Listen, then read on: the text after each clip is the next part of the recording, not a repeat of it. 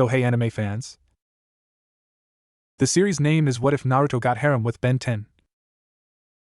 So let's start the series. The adventure and the horror had just begun. Ben Tennyson stared at the blonde kid in the orange jumpsuit. Future Hokage of the Hidden Leaf, he'd said. The words were English, but they made no sense. The guy looked human, mostly, maybe a subspecies from some backwater planet that hadn't discovered hair dye or fashion sense. But the way he moved on that fire escape, fluid and silent as a cat, and the weird smoke clone trick, definitely not your average Bellwood high schooler. You have no idea, believe it! The kid, Naruto, said, his grin not quite reaching his eyes, which were a startling, bright blue, wide with a mix of bravado and shell shock. Right, Ben said slowly, tapping the face of the Omnitrix. The dial popped up, glowing a soft green in the dim alley. He scrolled through the holographic alien silhouettes, keeping an eye on both Naruto and the weird, oozing crack. So, you got a spaceship parked nearby? Some kind of leaf-themed cruiser? Naruto blinked. Spaceship? What's a spaceship? I got here by a jutsu. A really, really bad one. Jutsu. Another nonsense word. Ben's skepticism deepened. He'd met aliens who communicated via smell, who were gaseous, who were living crystal. This was the first one who seemed to be speaking gibberish on purpose. Maybe it was a psychic thing. He'd have to get Gwen to poke around in his head later. Okay, look, Naruto, Ben said, sighing. The professional plumber tone his grandpa Max was always drilling into him kicked in. I don't know what a Hokage is, and I don't know what dimension you're from where wearing a bright orange target is considered stealthy, but you're on Earth. My Earth. And we've got rules. Mostly about not letting creepy alien gunk fester in alleys. He gestured with his chin towards the crack. So I'm gonna make a call. Some guys in cool suits are gonna come seal that up, and then we're gonna figure out what to do with you. Ben pulled out his plumber's shoe communicator, a sleek gray device. As he raised it to his mouth, he saw Naruto's posture change. The kid's eyes locked onto the communicator like it was a poised serpent. His knees bent slightly, one hand drifting towards a pouch on his thigh. Weapon pouch, Ben noted. The guy was coiled tight, ready for a fight. Whoa, easy there, Tiger, Ben said, keeping his voice calm. I'm just calling for a cleanup crew. Not reinforcements to dissect you. Though, you know, with that outfit, you're kinda asking for it. Naruto didn't relax. How do I know you're not with them? The rain ninja? Or sound? His voice hitched on the last word, a flicker of something darker, real fear, in his eyes. Rain? Sound? Ben muttered, thumb hovering over the call button. What, are you from the planet Muzak? Look, I'm a plumber. Galactic peacekeeper. I just turned into a four-armed rock guy and saved your hide from a couple of Vulpamancers who wanted to use your skull as a chew toy. That's my resume. You gonna trust me or not? The standoff lasted 3 heartbeats. The neon sign flickered, casting their shadows long and distorted against the alley walls. A distant siren wailed, a sound entirely foreign to Naruto, who flinched at the noise. He watched Ben's face, searching for deception. All he saw was a tired teenager trying to do a job, with an undercurrent of smart aleck confidence that was weirdly familiar. It reminded him of himself. A little. His shoulders slumped a fraction. The hand moved away from the pouch. Okay, believe it. I trust you. For now. He forced another grin. You saved me, so you can't be all bad, Databao. Databa what? Never mind. Ben shook his head and finally activated the comm. Base, this is Tennyson. I've got a code 21 in an alley off 5th and Maple. Some kind of null guardian residue, but it's inactive. Also, I've got a visitor. Category, confused and orange. Requesting a pickup and Deccan protocol, just in case. A crackly, efficient voice responded. Acknowledge, Tennyson. ETA 7 minutes. Secure the area and stand by. Copy that. Ben clipped the comm back to his belt. See? Easy. Now we just wait. The tension in the alley didn't dissipate, it just changed shape. It was replaced by a thick, awkward silence. Naruto leaned against the dumpster, then immediately jerked away as the smell hit him fully. Ugh! What is that? It smells like Gamakichi's pond after he eats bad flies. It's garbage, Ben said flatly. You don't have garbage where you're from? We have compost pits. And incinerator tags. Not this metal stinkbox of doom.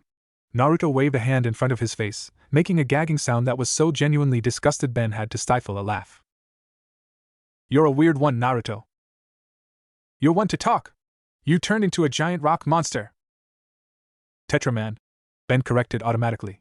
And it's one of the cooler ones. You should see me as goop. Now that's weird.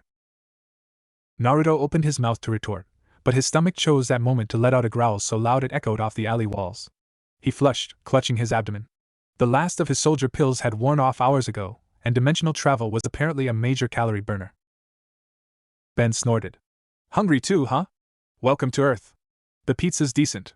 He reached into a pocket on his jacket and pulled out a half-crushed protein bar. He tossed it over. Here. It's not ramen, but it'll stop the whale noises. Naruto caught the bar on instinct. He stared at the shiny wrapper, turning it over in his hands. He'd never seen anything like it. He brought it to his nose and sniffed cautiously. It smelled of peanuts and something synthetic. What do I do with it? You're kidding. You unwrap it and eat it. Ben watched, a mix of pity and fascination dawning on his face. This guy wasn't just from another planet. He was from under a rock on another planet.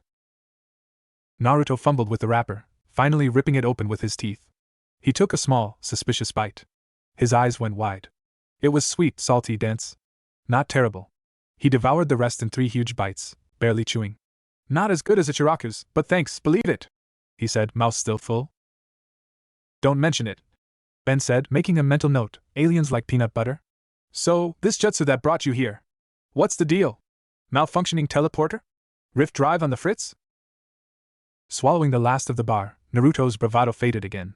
He looked down at his torn gloves, at the bloodstain on his sleeve. I was in an exam. A really important one. And I was losing. I tried a summoning, but my chakra was all messed up. Then I panicked and tried a space-time technique I wasn't supposed to know. I messed up the seals. He held up his hands, demonstrating a clumsy, aborted sequence.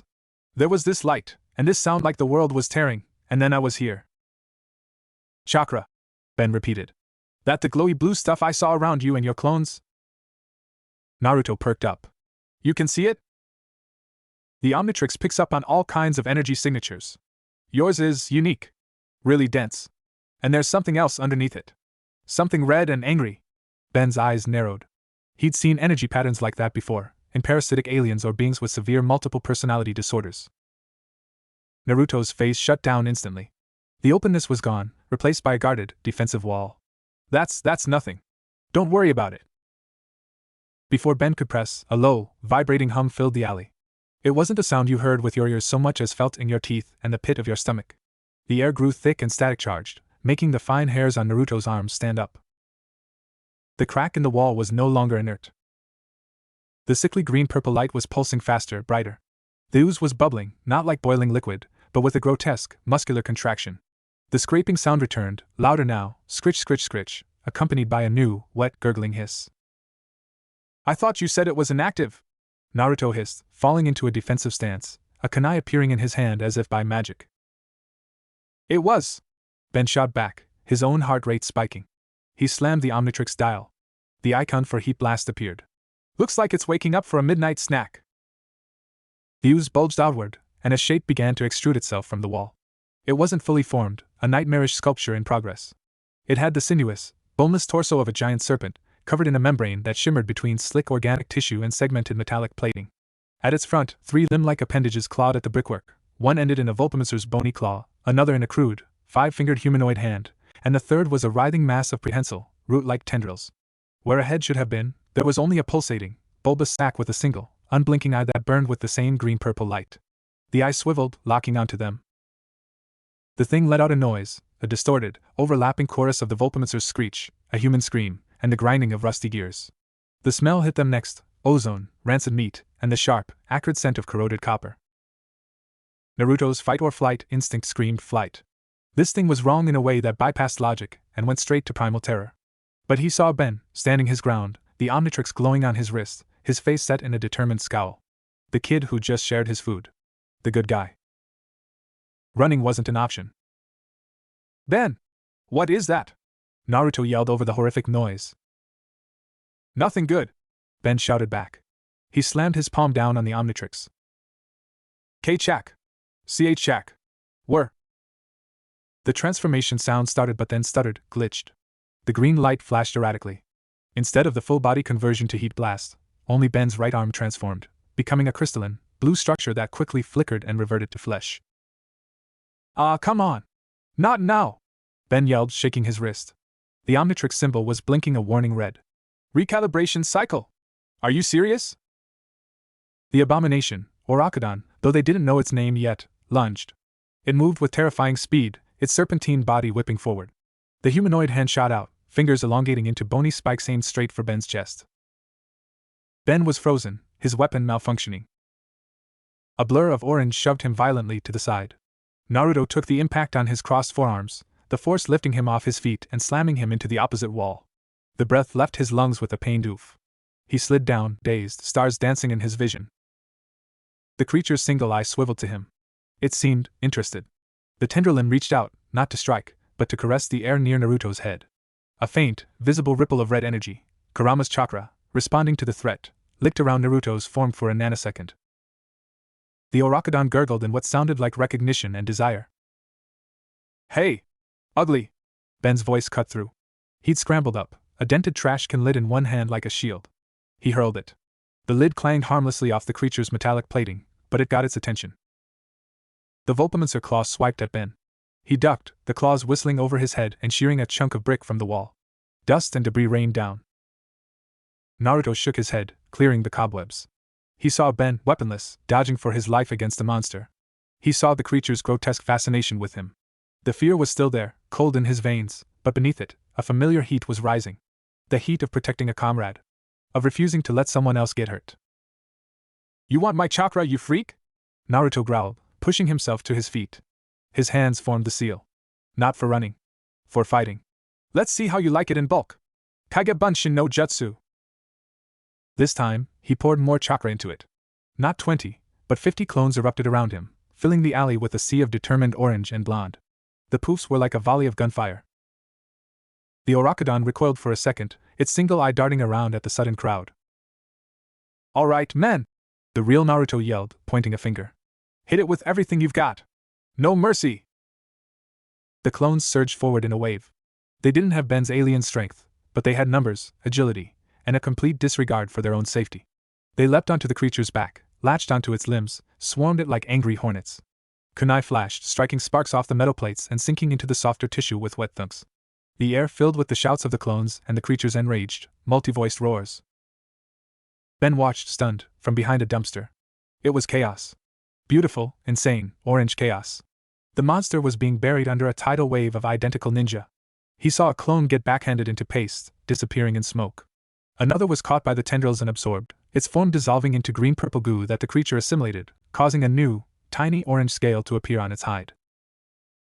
It learns. It adapts. The realization was ice in Ben's gut. "Naruto! It's absorbing them!" Ben yelled. "I know! That's the plan!" Naruto shouted back, his real body weaving through the chaos, hands already spinning a new technique. A glowing sphere of blue chakra, wild and unstable, began to form in his palm, a desperate, one-handed Rasengan. The Orakodon, overwhelmed by the clones, began to thrash violently. Its bulbous head sac pulsed, and a wave of greenish energy erupted from it. A null wave. The clones caught in the blast didn't just pop, they fizzled, their chakra dissolving before they could even turn to smoke. The wave hit the real Naruto, and he cried out, the half-formed Rasengan sputtering and dying in his hand. He felt a deep, draining cold, as if his very life force was being siphoned away. The creature, now with patches of orange and faint Konoha headband symbols visible on its morphing skin, focused on the real Naruto. It opened a maw beneath its eye, a circular orifice lined with rotating, crystalline teeth that glinted with stolen chakra. It was going to finish him. Skreonk. A new sound, deafeningly loud and mechanical, split the air. A beam of solid, white energy slammed into the Orakodon from above, blasting it off its coil and into the wall with a crunch of breaking brick and screeching metal. The smell of ozone and superheated slag filled the alley. A sleek black plumber's ship, shaped like a flattened teardrop, hovered silently overhead, its underbelly still glowing from the particle cannon blast. A hatch slid open, and a figure in black body armor with green accents rappelled down, landing in a crouch between Naruto and the stunned creature.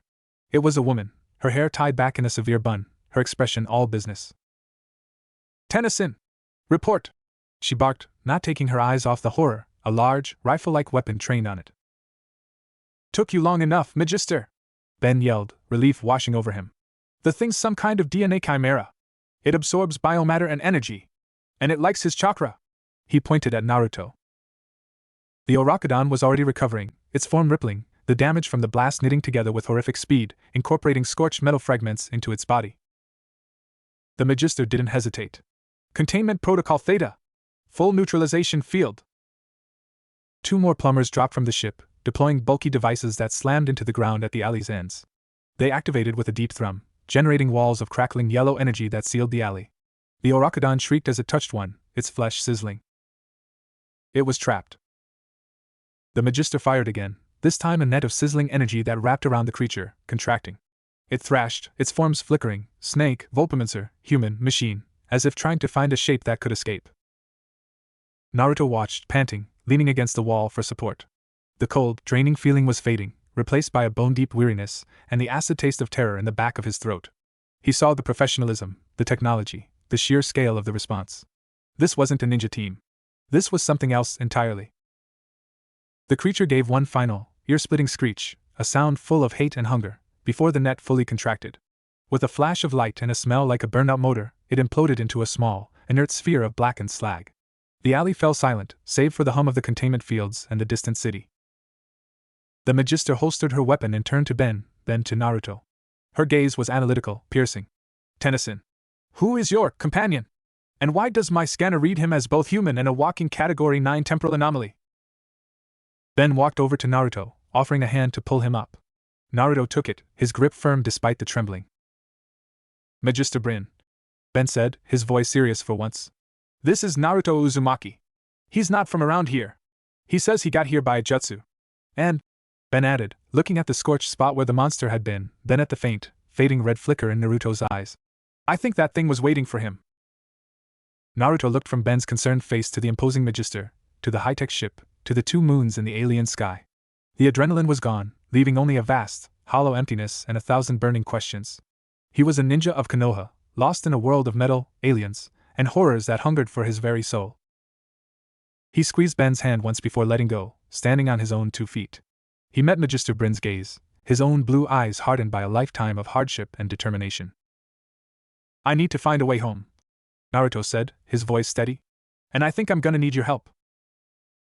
High above, in the plumber's ship, a scanner beeped quietly. Deep within its databases, a match was flagged. The unique energy signature of the disintegrated creature contained trace elements. 1 match, unknown Kitsune-like bioenergy, subject Naruto. Secondary match, DNA of Orochimaru, file, extra-dimensional threat, designation, Snake Sannin. Tertiary match, corrupted Omnitrix replication code. The fusion was accidental. The threat was now born. And it was far from over. End of Chapter 1. This completes Chapter 1 at approximately 3,450 words. The story establishes the crossover, the immediate threat of Oracodon, the stark contrast between Naruto's ninja world and Ben's galactic one, and sets the stage for a partnership forged in a chaotic, horrifying first battle. The tone mixes visceral action, genuine horror elements, cultural clash humor, and a building sense of epic stakes. Next. Chapter 2, The Taste of Two Worlds. The silence in the alley was a physical thing, thick and heavy after the screeching, explosive chaos. It was broken only by the low, persistent hum of the plumber containment fields and the faint, electronic chirps from the Magister's wrist scanner as she swept it over Naruto. The device emitted a soft blue light, painting his face in stark, clinical relief. He stood perfectly still, but Ben could see the fine tremor in his hands, the tension in his jaw. He looked like a wild animal in a trap, eyes darting from the high-tech walls of energy to the black, silent ship overhead. Human baseline-ish, Magister Brin muttered, her brow furrowed. Mitochondrial structure has anomalies. Cellular energy output is off the charts. And this? The scanner gave a sharp, urgent beep beep beep as she passed it over Naruto's midsection. This is a containment breach waiting to happen. It reads like a self-aware, volatile energy matrix fused to his chakra network. Tennyson, you said it was angry? That's an understatement. It's a sentient rage reactor. Naruto flinched. He hated when people talked about Kurama like it was just a thing, a problem to be solved. The fox stirred within its cage, a low growl that vibrated in the back of Naruto's mind. Insects. With their buzzing toys. Let me out. I will show them anger. Shut up. Naruto thought back fiercely. You'll get us both dissected. Hey, Ben said, stepping slightly between Brin's scanner and Naruto. He's a person, not a science project. And whatever that thing was, it's gone now. Can we maybe do the scan and interrogate thing somewhere that doesn't smell like a barbecue in a sewer? He wrinkled his nose. The air was a cocktail of ozone, charred alien flesh, and the lingering chemical stench from the dumpster. Brin gave Ben a look that could freeze plasma. but she retracted the scanner. Fine. Both of you in the ship. Decontamination protocol is mandatory. And Tennyson, she added, her eyes narrowing. If your little guest so much as sneezes a chakra-enhanced sneeze in my cockpit, you'll be scraping null guardian residue off Pluto for the next decade. She gestured sharply. The containment fields flickered and died. One of the other plumbers, a burly man with a cybernetic eye, approached Naruto with a pair of sleek, metallic cuffs. Standard procedure for unknown extra-dimensional entities, he said, his voice devoid of inflection. Naruto's muscles coiled. His eyes shot to Ben. Cuffs? I'm not a prisoner. Ben held up his hands. Whoa! Bryn, come on. He just helped fight that slime monster. He's not hostile. He's an unknown variable with enough internal energy to power a small starship, who appeared concurrently with a mutagenic, DNA-absorbing horror, Bryn stated, clipping her scanner to her belt. He gets cuffed. Or he stays here. Your choice. The standoff stretched. Naruto calculated the odds. He could probably take the cuffed man. The woman, Bryn, was an unknown. The ship, impossible. And Ben was looking at him with an expression that was part apology, part urgent pleading. Just go with it. With a huff that was pure, teenage exasperation, Naruto thrust his wrists forward. Fine. But I'm keeping my headband. Believe it! The cuffs were cool and surprisingly light. They clicked shut with a soft hiss, not tight, but he felt a slight, draining tingle where they touched his skin, a gentle inhibitor field. It made his chakra feel sluggish, like trying to run through deep water. The trip into the plumber's ship was an assault on Naruto's senses. There was no ladder, just a beam of light that lifted them up, a transportation tech that made his stomach lurch. The interior was all smooth, gray curves, illuminated by soft, ambient lighting. Panels displayed scrolling streams of data in alien scripts. The air was sterile and cool, smelling faintly of recycled oxygen and lemon-scented cleaner. It was the absolute opposite of the warm, wooden, slightly musty halls of the Hokage Tower. Strap in, Bryn ordered, sliding into a pilot's chair that looked grown rather than built. Ben led Naruto to two rear seats with harnesses that automatically snaked over their shoulders and clicked into place. Naruto yelped, jerking back as the restraints moved on their own. Relax, they won't bite, Ben said, but he was watching Naruto's reactions closely. The raw wonder, the underlying fear, it was all too genuine. This wasn't an act. This guy was from somewhere with a tech level somewhere between medieval and what's a light bulb. With a sensation of absolute silence and a slight pressure in the ears, the ship lifted. There was no roar of engines, just a subtle vibration. A view screen at the front shimmered to life, showing the alley dropping away beneath them, the city sprawling out in a dizzying grid of lights that stretched to the horizon. Naruto pressed his face against the cool transparency, his breath fogging the surface. Whoa! He whispered. The village hidden in the leaves was big, but this was a sea of light, a testament of stone and metal on a scale he couldn't comprehend. The two moons hung above it all, indifferent and ancient. You've really never seen a city before, have you? Ben asked, his tone softer now. Not like this, Naruto admitted, pulling back. He looked at his cuffed hands, then out at the impossible view. A sudden, crushing wave of loneliness hit him, so potent it stole his breath. Sasuke, Sakura, Kakashi-sensei, Iruka, the old man, they were all in a world of trees and paper scrolls, under a single moon. They had no idea where he was. He was utterly, completely alone. He swallowed hard, blinking rapidly. No crying. I'm a ninja. Future Hokage. I'll find a way back. The flight was short. They descended towards a seemingly ordinary mountain range. Just as it seemed they would crash into a granite cliff face, a section of the rock shimmered and vanished, revealing a hidden hangar bay lit with bright white light. The ship slipped inside and settled onto a marked pad with a gentle thud. The decontamination chamber was another nightmare. It was a small, blindingly white room. Naruto stood, cuffed, as jets of frigid, blue-tinted gas and pulses of UV light scoured over him. It made his skin feel tight and his nose itch. A robotic voice instructed him to remain still for biometric cataloging. He endured it with gritted teeth, the fox within him snarling in outrage at the violation. Finally, a green light flashed, and a door hissed open. Ben was waiting on the other side, leaning against the corridor wall. Naruto's cuffs had been removed, and he was now wearing a set of simple, gray plumber's shoe sweats that were a little too big. His orange jumpsuit and gear were presumably being analyzed in some lab.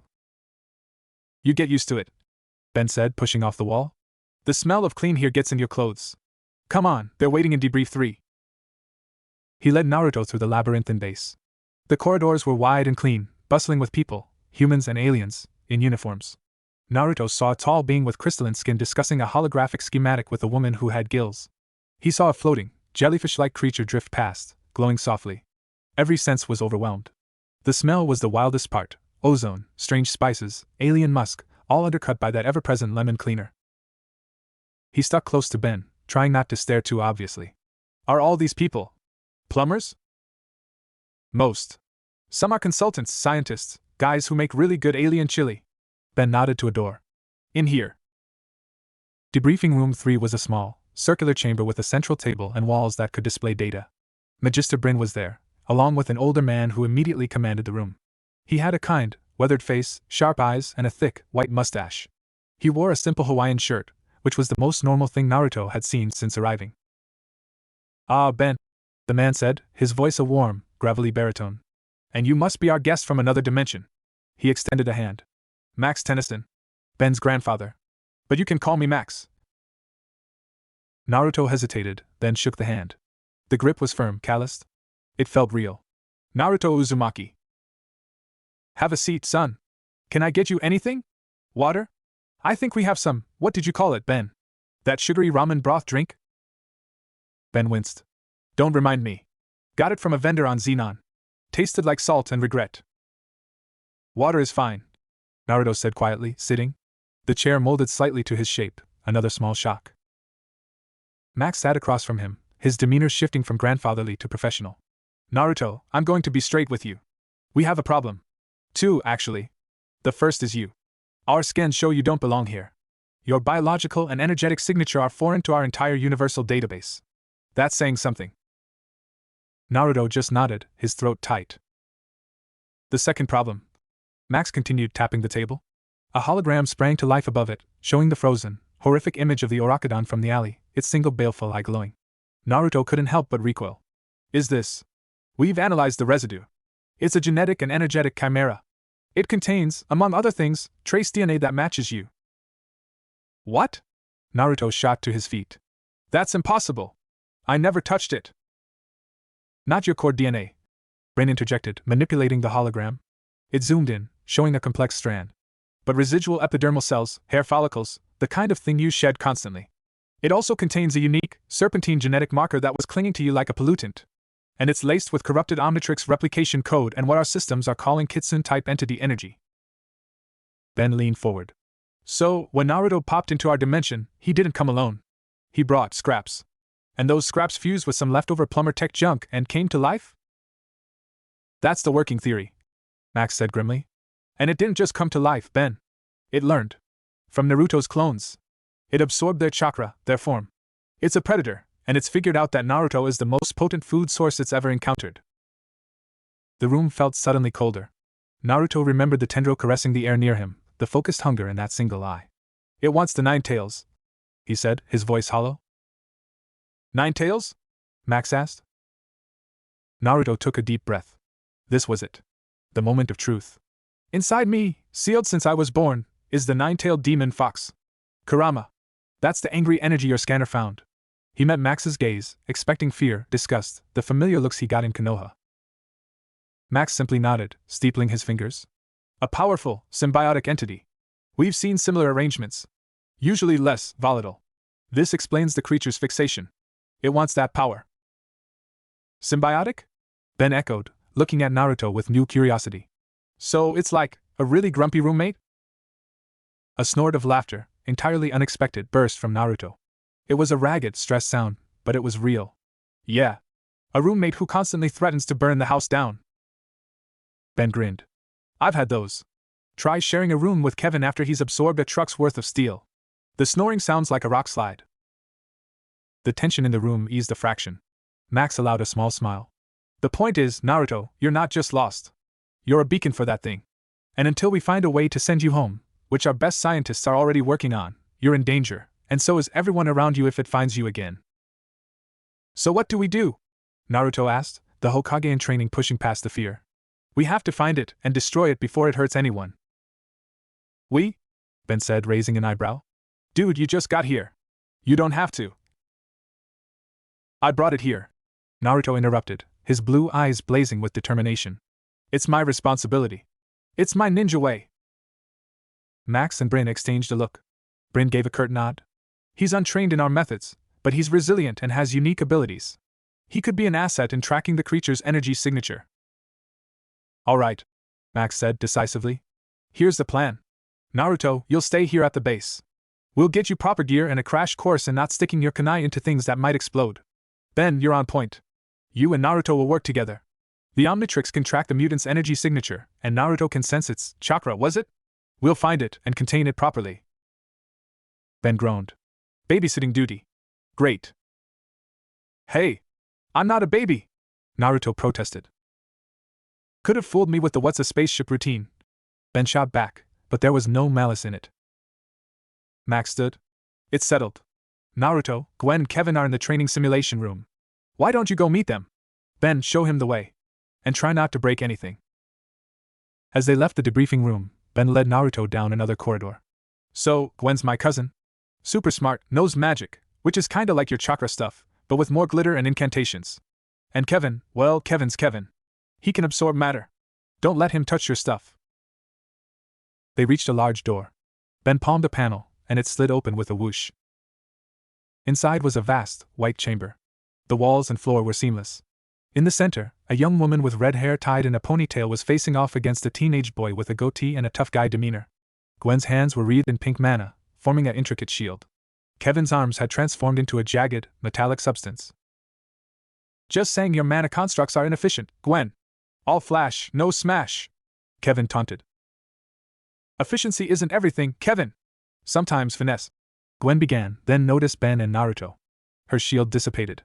Oh, hey Ben. And you must be the dimensional traveler. She offered a warm, if curious, smile. Kevin's arms morphed back to normal. He looked Naruto up and down, his eyes lingering on the Konoha headband now tied around his forehead over the gray sweats. Huh. The orange jumpsuit kid. Heard you made quite an entrance. His tone was challenging. Naruto felt his defenses rise. This guy had the same vibe as some of the Prouder clan kids back home. Yeah. And I heard you make a lot of noise, he retorted, crossing his arms. Kevin's eyes narrowed. A slow smirk spread across his face. Feisty. I like it. Wanna see what real power looks like? His arm began to shift again, taking on the crystalline texture of the alley wall. Kevin, don't you dare, Gwen warned. But Ben just sighed, a long-suffering sound. Here we go. Before Kevin could make another move, Naruto acted. Not with aggression, but with pure, unadulterated ninja reflex. In a blur of motion almost too fast to follow, he was behind Kevin. Not to attack, but to demonstrate.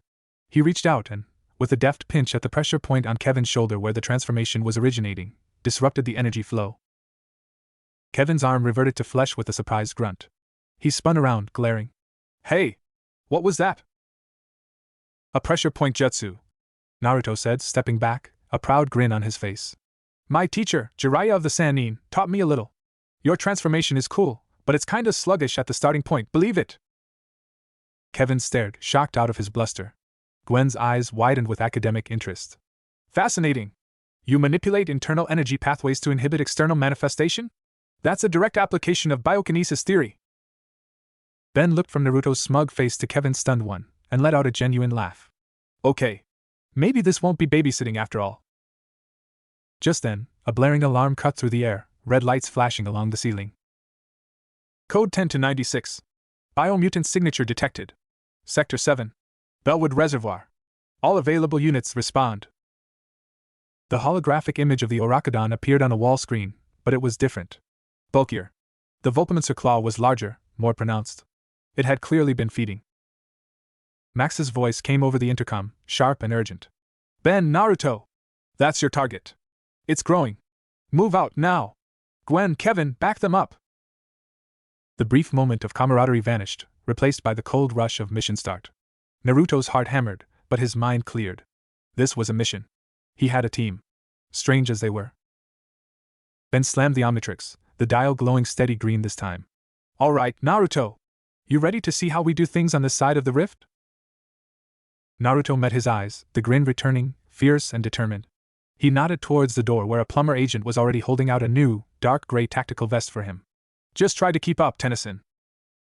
As they sprinted for the hangar bay, the shadows in the sterile white corridors seeming to stretch and twist for just a moment, the hunt for the Orakudon had begun. And deep in the pipes of the Bellwood Reservoir, something wet and hungry and growing ever smarter stirred, sensing the approach of the beacon it craved most. Chapter 3: Reservoir Dogs, and Snakes and Aliens. The flight to the Bellwood Reservoir was a silent, pressurized bullet of intent. This time, Naruto wasn't a passenger. He was part of the crew, strapped into a jump seat in the back of a smaller, faster plumber dropship piloted by a grim-faced agent. Ben sat across from him, methodically scrolling through the Omnitrix's alien roster. Gwen was running diagnostics on her mana gauntlets, the pink light casting soft shadows on her focused face. Kevin leaned against a bulkhead, his arms folded, still shooting the occasional, appraising glance at Naruto. Naruto wore the new gear, a charcoal gray, form-fitting tactical vest over a black undersuit, his Konoha headband proudly displayed. It felt strange, lighter, less restrictive than his flak jacket, but also colder, more impersonal. In a thigh holster was a plumber-issue sidearm he had no idea how to use. He'd insisted on keeping a pouch of his own kunai and shuriken, which a tech had reluctantly scanned and returned. The ship's interior hummed with a low-frequency vibration that set Naruto's teeth on edge. The only view was from a small monitor, showing the dark, forested landscape rushing beneath them, a vast body of black water glinting under the twin moons ahead. "Listen up." The pilot's voice crackled over the comm. "Thermal and biomatter scans are going wild at the North Filtration Plant. The whole area's been sealed off by local authorities under a chemical leak cover. You have a 15-minute window before that story gets thin. This thing's energy signature is spiking. It's not hiding anymore. It's building something." "Building?" Ben echoed, looking up from the Omnitrix. "Energy patterns suggest complex restructuring of organic and inorganic matter. It's using the reservoir's biomass, algae, fish, runoff, and the plant's machinery." Gwen's eyes widened. "It's creating a nest. Or a body." A cold knot tightened in Naruto's stomach. He remembered Orochimaru's lairs, full of twisted experiments and half-formed creatures. The idea of that same sensibility fused with this world's cold technology was a new kind of dread. The ship dropped suddenly, the G-forces pushing Naruto into his harness. They landed with a soft jolt in a clearing a kilometer from the plant. The hatch hissed open, and the smell of pine, damp earth, and stagnant water flooded in, a welcome relief from the sterile ship air. But underneath it was something else, a sweet, cloying rot, like spoiled fruit and motor oil. "All right, team," Ben said, his voice low and serious as they disembarked. The playful bravado was gone, replaced by the calm focus of a veteran. "Standard search pattern. Gwen, you're on perimeter and mystical interference. Kevin, you're with me and Naruto on point. We go in quiet, we find it, we contain it. If it's building, we break it." "Quiet?" Kevin scoffed, cracking his knuckles, which made a sound like grinding gravel. "My middle name isn't Quiet. Your middle name is Liability," Gwen muttered, her hands already glowing as she cast a subtle, shimmering dome of mana around their immediate area. "There. Dampening field. It won't hide us, but it'll muffle noise and confuse lower-level energy sensors." Naruto was impressed. It was like a sophisticated version of a chakra suppression technique. He gave Gwen a thumbs up. She nodded back, a small, tight smile on her face. They moved into the woods, heading towards the low, industrial silhouette of the filtration plant. Naruto took the lead instinctively, his ninja training taking over. He moved between the trees like a ghost, his feet finding silent purchase on the needle-strewn ground. Ben and Kevin, for all their power, were loud by comparison, snapping twigs, rustling leaves. Ben noticed and gestured for them to slow down, to watch Naruto.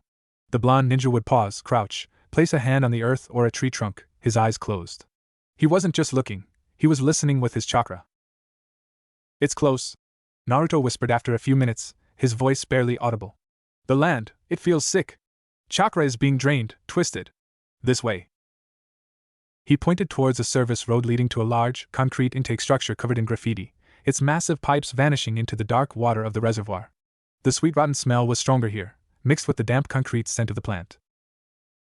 As they approached a chain-link fence, now ripped apart as if by a colossal force, they saw the first signs.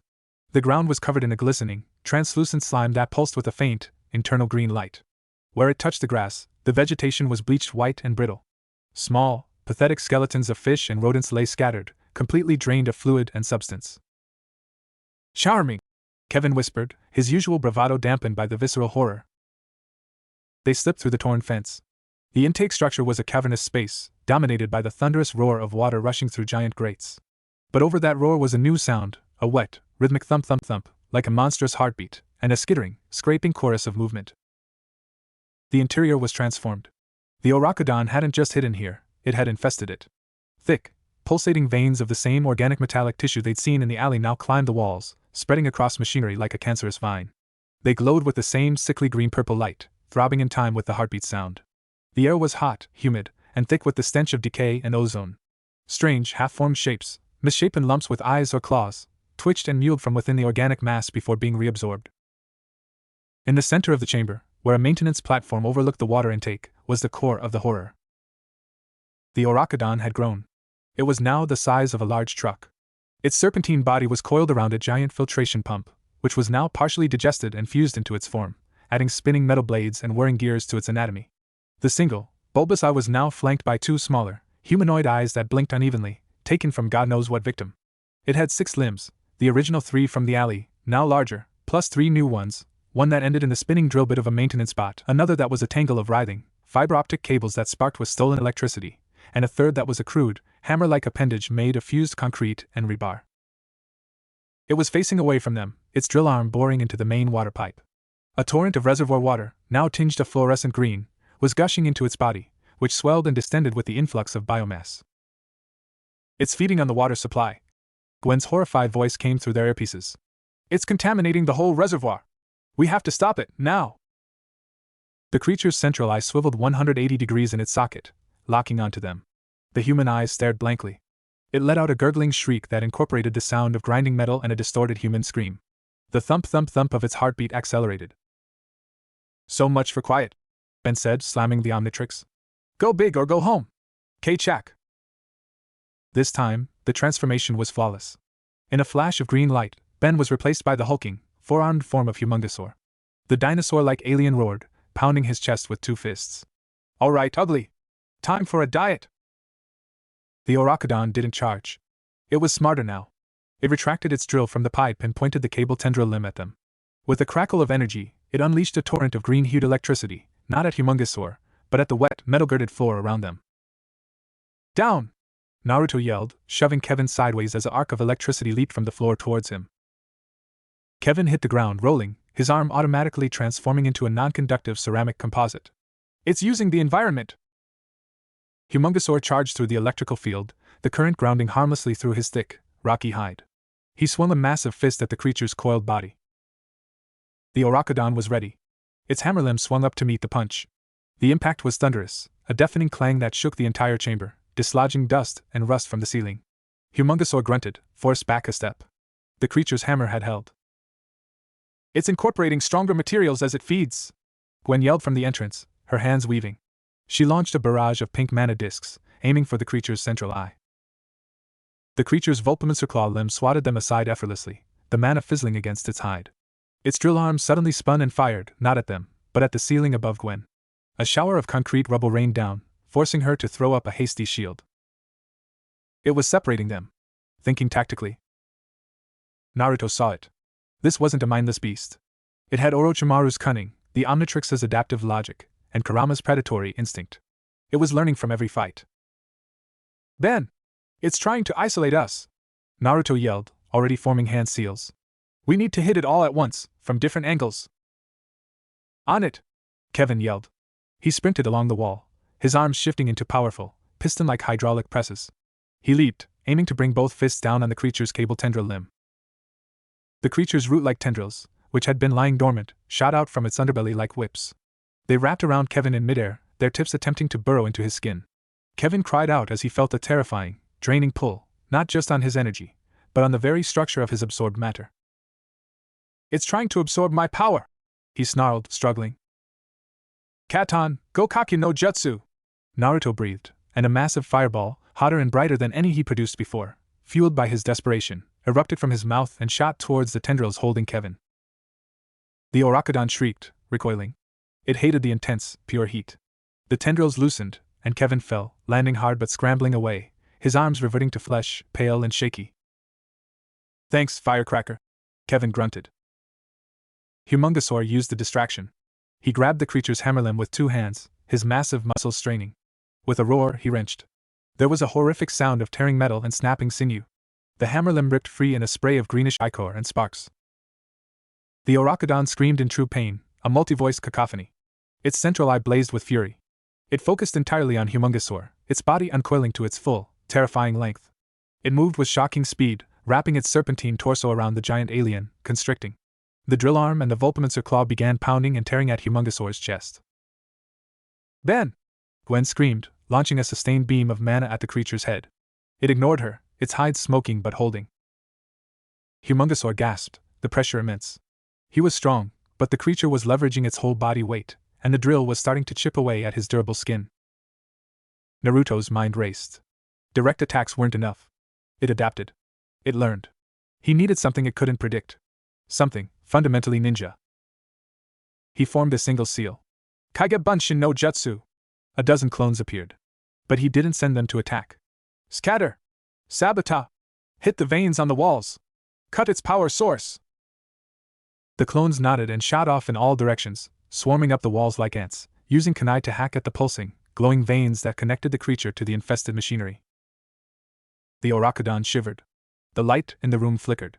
The thump stuttered. It was connected to this hive. It was drawing power from it. Enraged, it released Humungosaur and tried to swat the clones, but they were too many, too agile, causing minor but distracting damage everywhere. Humungosaur stumbled back, breathing heavily. Good thinking, Naruto! It's not enough, Gwen called. The central mass is too strong. We need a combined strike. Naruto looked at Ben, at Kevin getting shakily to his feet, at Gwen with her glowing hands. A crazy, stupid, brilliant idea formed. It went against every ounce of ninja stealth training. It was pure, unadulterated Uzumaki. Ben, can you turn into something really fast? And really hard? Humungosaur shrank down into Ben, who was bruised and panting. Fast and hard? You thinking what I'm thinking? I'm thinking a planetary fastball special. Believe it! Naruto's eyes were blazing. Kevin, can you absorb something from the environment and make a spear? The biggest, heaviest, nastiest spear you can. A feral grin split Kevin's face. He slammed his hands onto the concrete floor. Lines of gray, reinforced concrete and steel rebar snaked up his arms, coalescing into a massive, crude, but brutally pointed spear nearly 20 feet long. Oh yeah? I can do that. Gwen, can you enchant it? Make it hit harder? And give me a shield, just for a second. Gwen didn't question. She began chanting, weaving complex pink mana patterns around Kevin's spear, which began to hum with destructive potential. She then threw a shimmering, bubble-like shield around Naruto. Ben, now! Naruto yelled. Ben slammed the Omnitrix, scrolled, and selected K-Chak. In a flash, he became XLR8, the Kineceleran speedster. Where's the pitch? Naruto pointed to the far side of the chamber, directly opposite the distracted Orakodon, which was still frantically trying to deal with the clones. Get a running start from over there. I'll be the ball. You're insane. XLR8's voice was a high-speed blur, but he was already a streak of blue and black, zooming to the far wall. Naruto turned to Kevin, who was hefting the enormous, mana-charged concrete spear. Get ready to throw it right where I'm going to be. He looked at Gwen. She gave a sharp nod, her face strained from maintaining the spells. This was it. All or nothing. Naruto took a deep breath, ignoring the fox's cackling in his mind. Foolish boy. Such a crude tactic. Just watch, you furball. Gwen, drop the shield on my mark, he bellowed. 3, 2, 1, mark. The pink shield around him vanished. XLR8 now! From across the chamber, a sonic boom cracked the air. XLR8 became a blur of impossible speed, running straight at Naruto. At the last possible millisecond, Naruto leaped, curling into a ball. XLR8 didn't grab him, he redirected him, using his incredible velocity to add his own momentum to Naruto's jump. Naruto became a living, orange-clad cannonball, shot across the chamber directly towards the Orakodon's screeching central eye. Kevin, now! With a roar of effort, Kevin launched the enchanted concrete spear. It wasn't a graceful throw, it was a volcanic eruption of force. The spear flew true, its hum becoming a shriek. The Orakodon saw the spear, saw Naruto. It tried to bring up a limb to block. But it was a second too slow, its coordination disrupted by the clone's sabotage. Naruto, spinning through the air, saw the spear converging with his trajectory. At the apex, just before impact, he unfurled. Not to attack, but to guide. Rasengan! He screamed, the spiraling sphere of blue chakra roaring to life in his palm. He didn't hit the creature. He hit the back of the incoming spear. The Rasengan acted as a turbocharger. It didn't explode, it drilled. The man-enchanted, concrete spear, supercharged by the spiraling chakra, became a lance of pure, focused annihilation.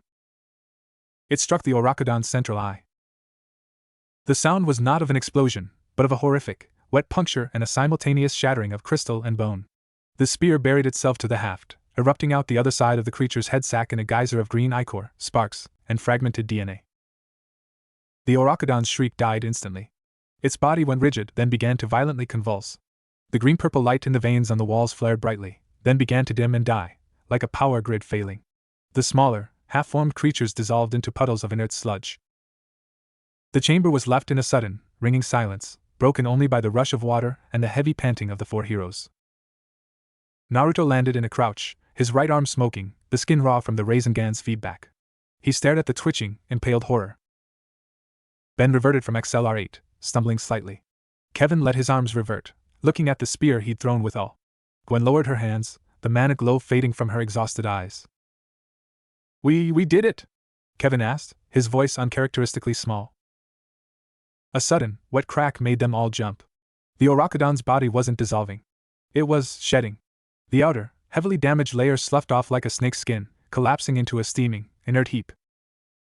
But from within, something smaller, denser, and darker pulled itself free. It was a sleek, obsidian-black core, about the size of a man, shaped like a metallic viper's head with a single, burning red eye where the spear had struck. It had no limbs, but it hovered, dripping ichor. It let out a low, hateful, intelligent hiss that echoed with Orochimaru's voice, Ben's glitching transformation sound, and Kurama's growl. It looked at each of them, its red eye lingering on Naruto with pure, undiluted craving. Then, with a sound like tearing fabric, it shot upward, burrowing through the ceiling and into the night sky before any of them could react, leaving only a crumbling hole and a chilling final message that echoed in the chamber, a distorted whisper in all their minds. "I learn. I return." The fight was over. They had won the battle. But the Orokodon had evolved. And the war had just become infinitely more terrifying. Chapter 4. The Scars You Can't See. The Plumber Medbay was a symphony of sterile white and gentle, beeping machines, but to Naruto, it felt like a cage. The air held the sharp tang of antiseptic, a smell that made his nose itch and reminded him of the hospital after his fight with Sasuke in the Valley of the End, a memory he'd rather forget. He lay on a soft, padded bed, a flexible sensor pad stuck to his temple, his right arm wrapped in a cool, blue gel pack that hummed as it soothed the burns from the Rasengan's backlash. It felt good, alien, and somehow wrong. The door hissed open, and Ben walked in, holding 2 steaming cups. He looked tired, a bruise forming on his cheek from the fight, but his trademark smirk was back, if a little worn at the edges. "Doc says you fried some nerve endings," Ben said, handing 1 cup to Naruto. "But you'll live. Apparently, your chakra network can reroute around the damage. Neat trick." Naruto took the cup cautiously. It was hot, the ceramic smooth. He sniffed it. It smelled of earth and herbs. "What is it?" "Tea. Green tea. Grandpa Max swears by it after a rough mission. Says it's better than any of our fancy stims." Ben leaned against the cabinet, sipping from his own cup. Naruto took a tentative sip. It was bitter clean. Not as good as ramen broth, but it warmed a cold place inside him. "Thanks." He paused, staring into the pale green liquid. "Ben, that thing. It got away. And it talked." Ben's smirk vanished. He looked down into his own cup. "Yeah. It did. Magister Bryn is having a field day with the samples we collected. The outer shell we destroyed was just a cocoon. A larval stage. It shedded to preserve the core." He set his cup down, his voice dropping. "She said the intelligence in that core is exponential. It's not just absorbing DNA and energy. It's absorbing experience. Tactics. It's learning from us, from every fight." A chill that had nothing to do with the medbay air ran down Naruto's spine. He thought of Orochimaru, who would throw away 100 minions just to learn one secret of his opponent. "It has his mind. The snake guy. Cunning. Patient." He looked at Ben, his blue eyes serious.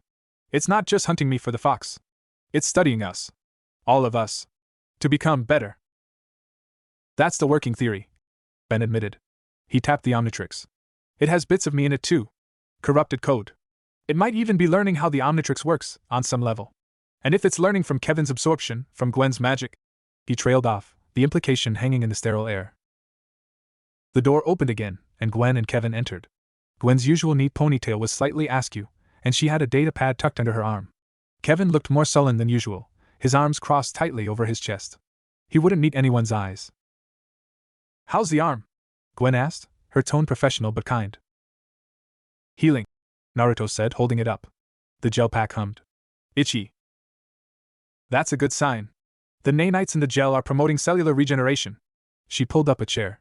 We've been analyzing the energy residue. Naruto, the chakra signature you left on the spear was incredibly potent.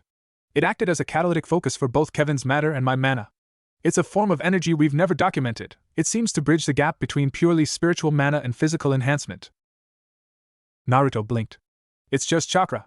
Everyone in my world has it. But not like yours, Gwen said, bringing up a holographic scan on her datapad. It showed 2 energy signatures. One was Naruto's, a vibrant, swirling blue core, tangled with a deep, pulsing red knot. The other was a generic plumber agent's bio-readout, a faint, steady white glow. Your baseline is off the charts. And this secondary source, it's not just an addition. It's a multiplicative factor. It's why that creature is so obsessed. You're a walking superreactor. Tell me something I don't know, Naruto muttered, looking away. He hated this. The stares, the analysis. It was just him and the fox. A curse. A weapon. Not something to be graphed. Hey, Ben said, his voice firm. Knock it off, Gwen. He's not a lab rat. Gwen flushed. I'm sorry, Naruto. I didn't mean. I'm just fascinated. The applications for cooperative energy fields are. Save it for the report, brainstorm. Kevin snapped, finally speaking. His voice was a low growl. He was staring at the floor, his jaw clenched. The room went quiet. Kevin's anger was a physical heat in the cool room. What's your problem, Kevin? Ben asked, his tone cautious. Kevin finally looked up, and Naruto was startled to see not just anger, but a flicker of fear? Shame? My problem? Kevin shoved his hands in his pockets. Did you see what that thing did to me? It didn't just try to hit me. It tried to drink me. I felt it pulling. Not just energy. It was pulling the molecules of the concrete right out of my arm. It was trying to assimilate my power. He held up a hand. It was perfectly normal, but it trembled slightly. What if it had succeeded? What if it learns how to do that perfectly? I'm not just a target to that thing, Ben. I'm a blueprint. The truth of it landed heavily. Kevin's power was absorption and reconfiguration of matter. It was horrifically similar to the Orakudan's core function. He wasn't just fighting a monster, he was fighting a potential future version of himself. It won't get the chance, Ben said, but his voice lacked its usual conviction. How do you know? Kevin shot back. It's out there, right now, smarter and meaner than before. And we just taught it how to work as a team. Good job, us. He turned and stormed out of the medbay, the door sliding shut behind him with a definitive hiss. An awkward silence descended. Gwen sighed, pinching the bridge of her nose. He's scared. He won't admit it, but he is. That thing violates the fundamental rule of his existence, that he controls what he absorbs. Naruto slowly sat up, wincing as the movement tugged at his arm. He looked at Ben and Gwen. He's right to be scared. I've felt that before. Having something inside you, trying to take over. Something that isn't you. He met Ben's gaze. The Nine Tails isn't just power. It's a voice. It's hate. And for most of my life, everyone only saw the monster, not the kid housing it. Ben's expression softened. He'd seen glimpses of it. The way Naruto shut down when the fox was mentioned, the fierce, protective anger when he felt cornered. He thought of the times the Omnitrix had malfunctioned, the times an alien form had fought his control. It wasn't the same, but it was a shadow of the same feeling. So what do we do? Ben asked quietly. We train, Naruto said, his voice gaining strength. He swung his legs off the bed, ignoring the protest from his arm.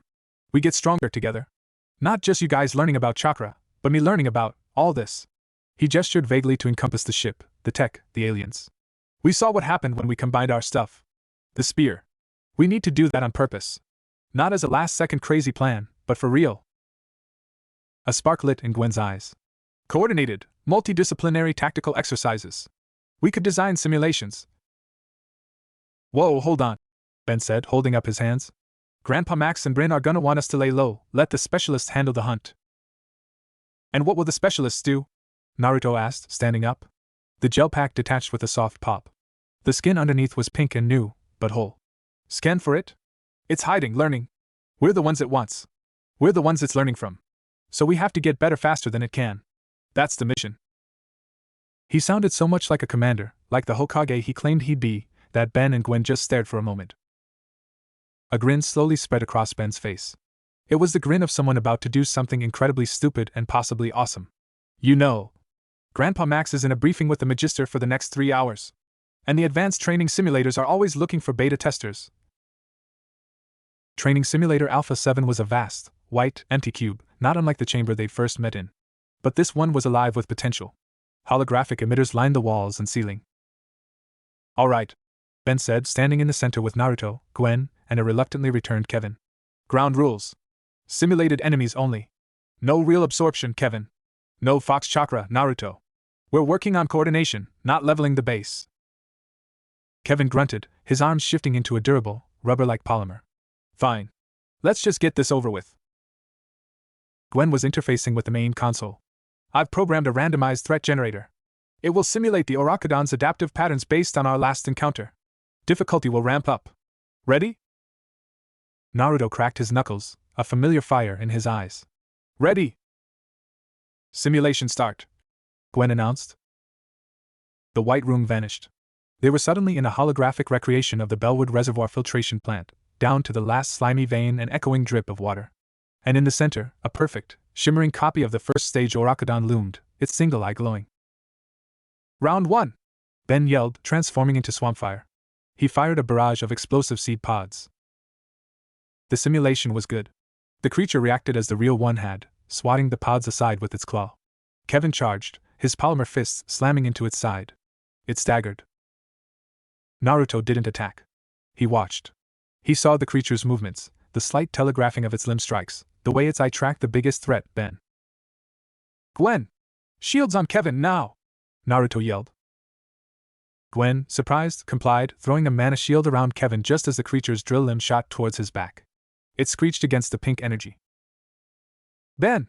Fine trap, its rear limbs! Now!" Swampfire, trusting the call, shot thick, thorny vines from his arms, entangling the creature's lower half.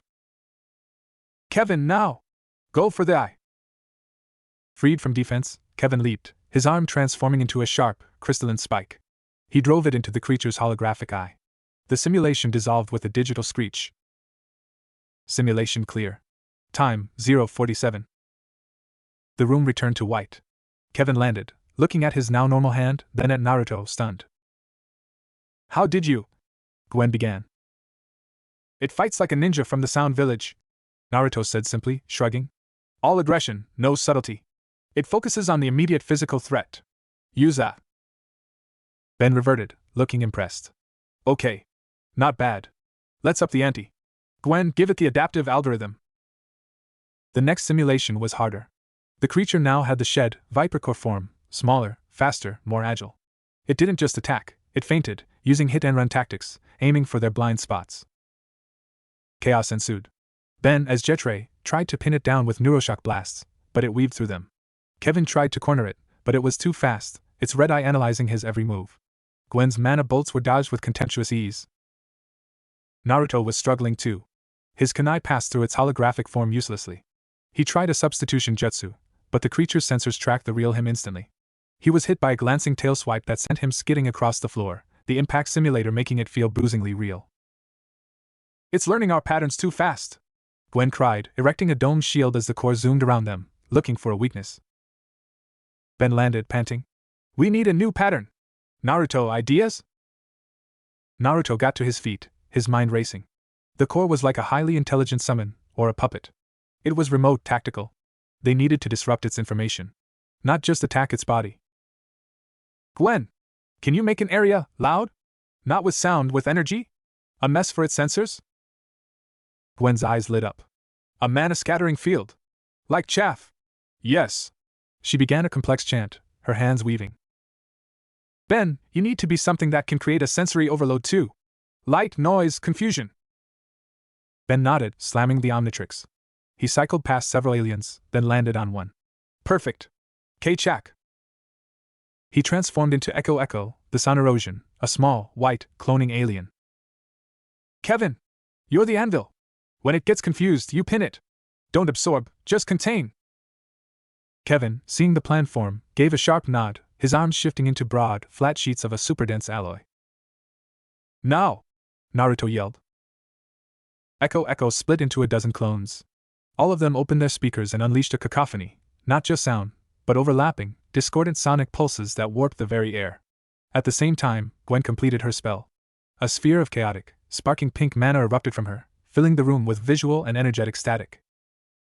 The Viper Core shuddered in midair, its red eye flickering wildly.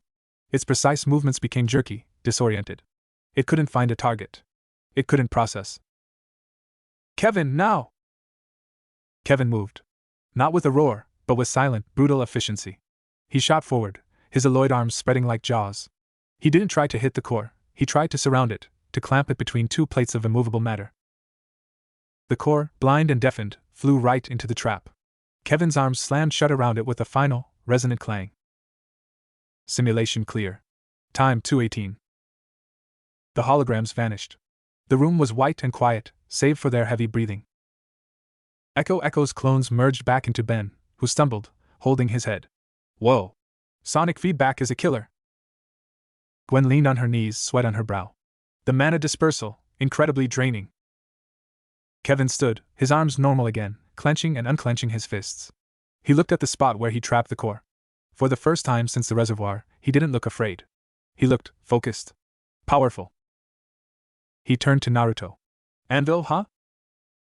Naruto grinned, wiping sweat from his own forehead. "You're the heaviest hitter we've got. Gotta use you right." A slow, genuine smile, rare for Kevin, touched his lips. It was gone in a second, replaced by his usual scowl, but the acknowledgement was there. The door to the simulator slid open, and Max Tennyson stood there, his arms crossed, an unreadable expression on his face. They all froze, like kids caught with their hands in the cookie jar. "I just finished a 2-hour briefing on containment protocols and non-engagement procedures," Max said, his voice level. He walked into the room, his eyes taking in their sweaty, exhausted states, the readouts on the console showing the simulation data. "And I find my prime assets running unsanctioned, high-risk tactical drills based on the very threat they were ordered to avoid." Ben winced. "Grandpa, we were just adapting." Max finished for him, and to their surprise, a proud smile broke through his stern demeanor.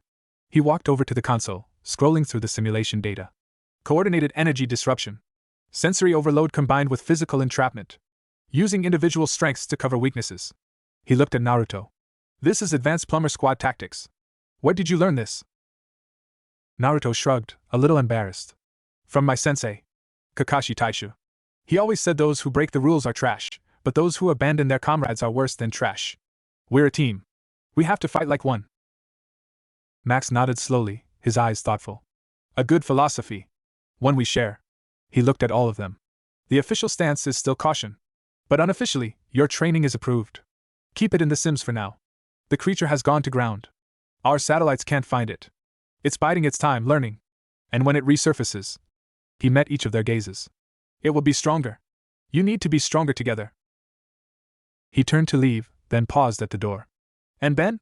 Next time, ask for permission. It's more fun when you don't have to look over your shoulder." The door hissed shut. A collective breath was released. Ben grinned. "Told you he'd go for it." Gwen was already back at the console. "I'm tweaking the algorithm. Adding more variables. If it's learning from everything, we need to simulate everything. Urban environments, space, underwater." Kevin cracked his neck. "All right, firecracker. What's the next lesson?" Naruto looked at his team, the alien hero, the brilliant sorceress, the tough guy with a heart, somewhere, of alloy. They were strange, loud, and nothing like Team 7. But they were his team now. He felt a warmth that wasn't from the tea or the healing gel. "Next," Naruto said, a fierce, confident grin spreading across his face. "We learn how to fight without letting it see us coming at all. We're gonna be ghosts." And for the first time since he'd been torn from his world, Naruto Uzumaki didn't feel like a lost, scared kid. He felt like a sensei. And he had a lot to teach. Deep in the bedrock beneath an abandoned mine, in absolute darkness, the obsidian Viper Core pulsed. It was connected to a network of stolen copper wires and slowly dissolving rock. In its mind, data replayed, the fireball's heat, the sonic disruption, the feeling of being trapped. It cross-referenced the sensations with stolen genetic memories, a ninja's substitution, a tetraman's strength, a sorceress's focus. It wasn't angry. It was processing. A single, new command echoed in its rudimentary consciousness, a synthesis of Orochimaru's ambition and the Omnitrix's imperative: adapt, counter, assimilate. It began to vibrate, a low, subsonic hum. From its form, tiny, needle-like probes extruded, tasting the air, the earth, the faint radiation of the world above. It was searching. Not for food. For data. The hunt was evolving. Chapter 5: Between the Heartbeats. The next week blurred into a rhythm of sweat, strategy, and the sterile smell of the simulator. The White Room became their second home, its holographic landscapes shifting from dense alien jungles to zero-gravity asteroid fields to claustrophobic cityscapes. Naruto was a relentless taskmaster, drilling them with concepts that were second nature to a ninja but revolutionary to his new team. It's not about being faster than the attack, Naruto explained, pacing in front of a panting Ben, back in human form after a session as fast track. It's about being where the attack won't be. You see the shoulder twitch, the eye flicker. That's the tell, believe it. My tells are usually I'm about to turn into something awesome and punch you, Ben grumbled, but he was watching Naruto's demonstration closely. Naruto had Kevin and Gwen stand 20 feet apart, throwing soft, glowing energy orbs at each other while Ben, in the middle, had to dodge without transforming. It was a brutal exercise in perception and prediction. Ben got pelted repeatedly, earning snickers from Kevin, until he started to see the patterns, the slight shift in Gwen's stance before a mana bolt, the tensing of Kevin's forearm before a lob. Meanwhile, Gwen had become fascinated with chakra theory. She'd set up a side lab, her mana scanners recalibrated to analyze Naruto's energy. She'd convinced him to demonstrate tree walking and water walking, her eyes wide as her instruments picked up the precise chakra adhesion fields. It's a perfect, low-level energy modulation. You're creating a resonant frequency with the surface's molecular structure, she'd exclaimed, scribbling on a holographic notepad. If I could replicate this with a mana lattice. Naruto just scratched his head. I just think about sticking my feet to it. The cultural exchange went both ways. Naruto was a quick study when it came to the basics of the world he'd crashed into.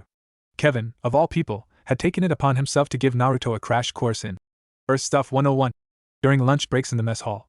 It was a surreal sight, the brooding, metal-absorbing delinquent patiently explaining to the ninja what a television was, why you shouldn't put metal in something called a microwave, and the sacred societal importance of something called pizza. So this cheese? Naruto said one day, poking suspiciously at a slice of pepperoni with a plastic fork. It's made from cow juice. And you melt it on purpose?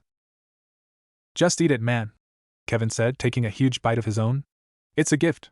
Don't question it. Naruto took a bite. His eyes blew wide. It was a symphony of salt, grease, tangy tomato, and gooey, savory cheese. It was, without a doubt, the greatest thing he had ever tasted besides Ichiraku's ramen. He devoured 3 slices in under a minute, sauce smeared on his chin. Ben laughed, clapping him on the back. Welcome to Earth, dude. Pizza 1 ramen, still to be determined. The real bonding, however, happened in the quiet moments after training, in the dimly lit observation lounge that had a massive window looking out at the stars. It was there, one evening, that Naruto found Kevin alone, not brooding for once, but just staring at the endless black, a half-drunk soda in his hand. Naruto didn't say anything, just grabbed his own soda from the cooler, and leaned against the viewport next to him. The silence was comfortable, filled only by the distant hum of the bass. You miss it, don't you? Kevin said finally, not looking at him. Miss what? Naruto asked, though he knew. Your village. Your people. Being a big deal. Kevin took a swig. Being somewhere you belong. Naruto looked at his reflection in the thick glass, superimposed over the starfield. He saw the Konoha headband. Yeah. I do. But I belong there because I fought for it. Screamed for it until they had to listen. He shrugged. Maybe belonging isn't a place you find. It's a thing you build. Kevin was quiet for a long time. I used to be a real piece of work, you know. Before Ben, before Gwen, before Max. I was just anger and power, looking for the next score. I didn't belong anywhere because I made sure I couldn't. He glanced at Naruto. That thing, the Orakudan, it's like looking into a messed up mirror. All that power, no control. Just hunger. You're not that, Naruto said firmly. You have control. You have a team. You didn't absorb that whole building when we were training today, even though you could have. A ghost of a smile touched Kevin's lips. Only because Gwen would have lectured me for an hour. He sighed. Thanks. For the training. For not treating me like a bomb. You're not a bomb, Naruto said, grinning. You're the anvil, remember? Bombs are flashy. Anvils are solid. You can build on an anvil. Kevin shook his head, a genuine, quiet laugh escaping him. You're such a weirdo. Believe it. The moment was broken by the door sliding open. Gwen walked in, her face pale, her datapad clutched tightly. Guys. We have a problem. A big one. Ben followed her in, looking grim. What's up, Gwen? I've been running long-range mana scans cross-referenced with plumber energy grids, she said, her voice tight. She threw the data onto the main screen. A map of North America appeared, dotted with glowing points. There have been incidents. 7 in the last 48 hours. Low profile. A power substation in Nevada goes dark, all its copper wiring dissolved. A water treatment plant in Oregon reports a massive, sudden loss of aquatic life in a holding tank, everything just drained. A geological survey team in the Rockies vanished. Their last transmission was about shiny black worms in the rock. She zoomed in on the map. The incidents formed a rough, sprawling pattern, but they were all centered around a single, remote location in the Sierra Nevada mountains. The energy signatures are faint, but they match the Oracodon's core. It's not hiding. It's foraging. Systematically. And it's heading here. She pointed to a blinking dot near their base. It's consuming raw materials, biomass, and energy. It's building again. But not a nest this time. What do you mean? Ben asked, leaning forward. Gwen brought up a composite image built from sensor ghosts and extrapolation. It showed the familiar Viper core, but now it was surrounded by a complex, geometric lattice of black, crystalline material, like a grotesque mechanical exoskeleton taking shape. It's constructing a body. A permanent one.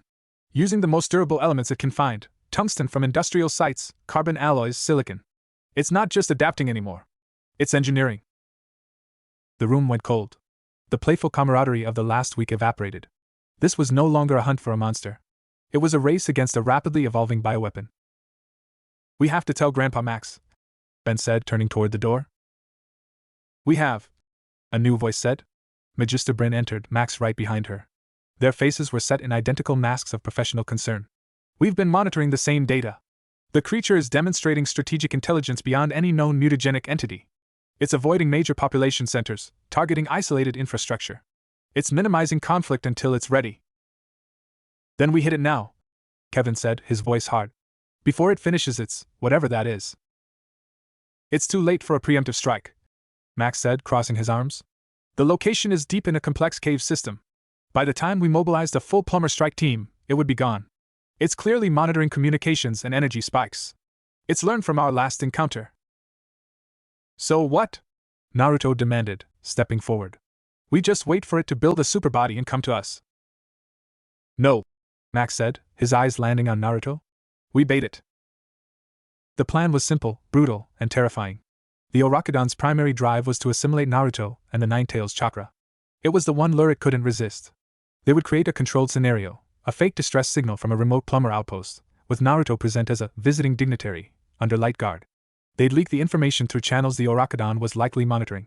When it came for the bait, they'd spring the trap, a full-scale containment field powered by Gwen's mana and plumber tech, designed to isolate and capture the core for study and permanent neutralization. It's too dangerous, Ben argued immediately. We're using Naruto as chum in the water. I'm not chum, Naruto said, his voice quiet but firm. All eyes turned to him. I'm the hook. It's my responsibility. And it's the best plan we have. He looked at Max. But the trap can't be here. It has to be somewhere it won't expect. Somewhere empty. Max nodded. We've identified an ideal location, the Bonneville Salt Flats. Vast, flat, minimal infrastructure. We can pre-position equipment, bury the containment generators. It's a perfect kill zone. The next 24 hours were a flurry of tense preparation. Naruto was fitted with a subcutaneous tracker and a microcom. He was given a crash course in the plumber sidearm, a paralysis pistol, that fired focused concussive energy. It felt awkward and clumsy in his hand compared to a kunai. The night before the operation, Naruto couldn't sleep. The base was quiet, the simulated sun lamps dimmed to mimic night. He found himself on the observation deck again, but this time, he wasn't alone. Ben was there, tinkering with the Omnitrix. Can't sleep either? Ben asked without looking up. Nerves, Naruto admitted, joining him. It feels like, before the final round of the Chunin exams. Knowing something big is coming. Ben finally looked at him, his expression serious. You don't have to do this, you know. We can find another way. There is no other way, Naruto said. He looked out at the stars, wondering which one, if any, was his son. This thing exists because of my mistake. My world has a saying, a shinobi is one who endures. I have to see this through. Ben was quiet for a moment. Then, he did something unexpected. He held out his left wrist, the Omnitrix glowing softly. You know, this thing, it's given me incredible power. But it's also a target. It's changed my life forever. Sometimes for good, sometimes not so much. He met Naruto's eyes. I see a little of that in you. The power, the burden. The people looking at you and seeing the monster, not the guy. Naruto felt a lump in his throat. He just nodded. Tomorrow, Ben said, clapping a hand on his shoulder. We end this. Together. No crazy last-second plans. Just a good, old-fashioned ambush. The morning dawned cold and clear. The flight to the Salt Flats was made in a heavy, armored transport, not the sleek dropship. The mood was somber. Gwen was running final calculations on the containment field generators. Kevin was silent, his form subtly shifting between different dense materials, as if mentally preparing. Max and Bryn were in the cockpit, coordinating with the hidden plumber team stationed miles out, ready to seal the area. They sat down on the hard-packed, white salt crust that stretched to the horizon in every direction, blinding under the sun. The air was dry, still, and carried a faint, mineral tang. It was an alien landscape, devoid of life or cover. The outpost was a prefabricated plumber module, looking lonely and exposed in the vast whiteness. Naruto, in his gray tactical gear, headband gleaming, stood outside with two plumber agents, actually elite operatives in light armor. The rest of the team was hidden inside the module and in shallow, sensor-scrambled bunkers dug into the salt 100 yards away. Remember, Max's voice came through the comms. Let it commit. We need it fully inside the 2-kilometer radius for the field to be effective. Naruto, the moment it focuses on you, fall back to the module. Don't engage directly. Copy, Naruto said, his mouth dry. He could feel his own heartbeat, a frantic drum against his ribs. The sun beat down, but he felt cold. An hour passed. 2. The tension was a wire stretched to breaking. Naruto's legs ached from standing still. He was about to suggest a break when the horizon wavered. At first, he thought it was a heat mirage. But then the air itself seemed to distort, like looking through old glass.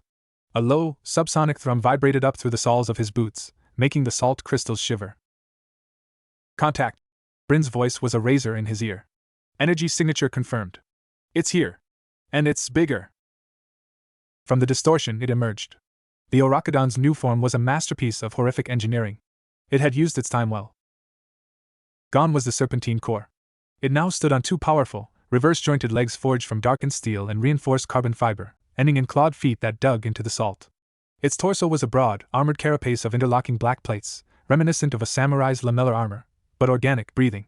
From its back, four multi-jointed arms unfolded, each tipped with a different weapon. One was the familiar spinning drill, now gleaming with diamond-hard tips. Another was a plasma cannon, glowing with stolen energy. The third was a cluster of those root-like absorption tendrils, now thicker and covered in barbs.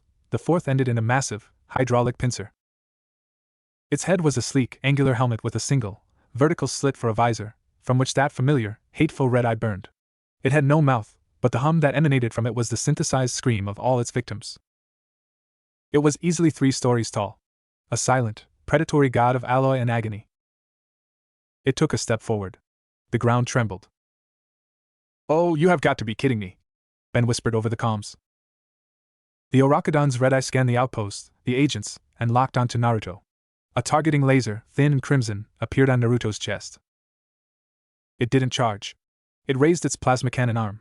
The weapon hummed to life, a ball of green-white energy coalescing at the barrel.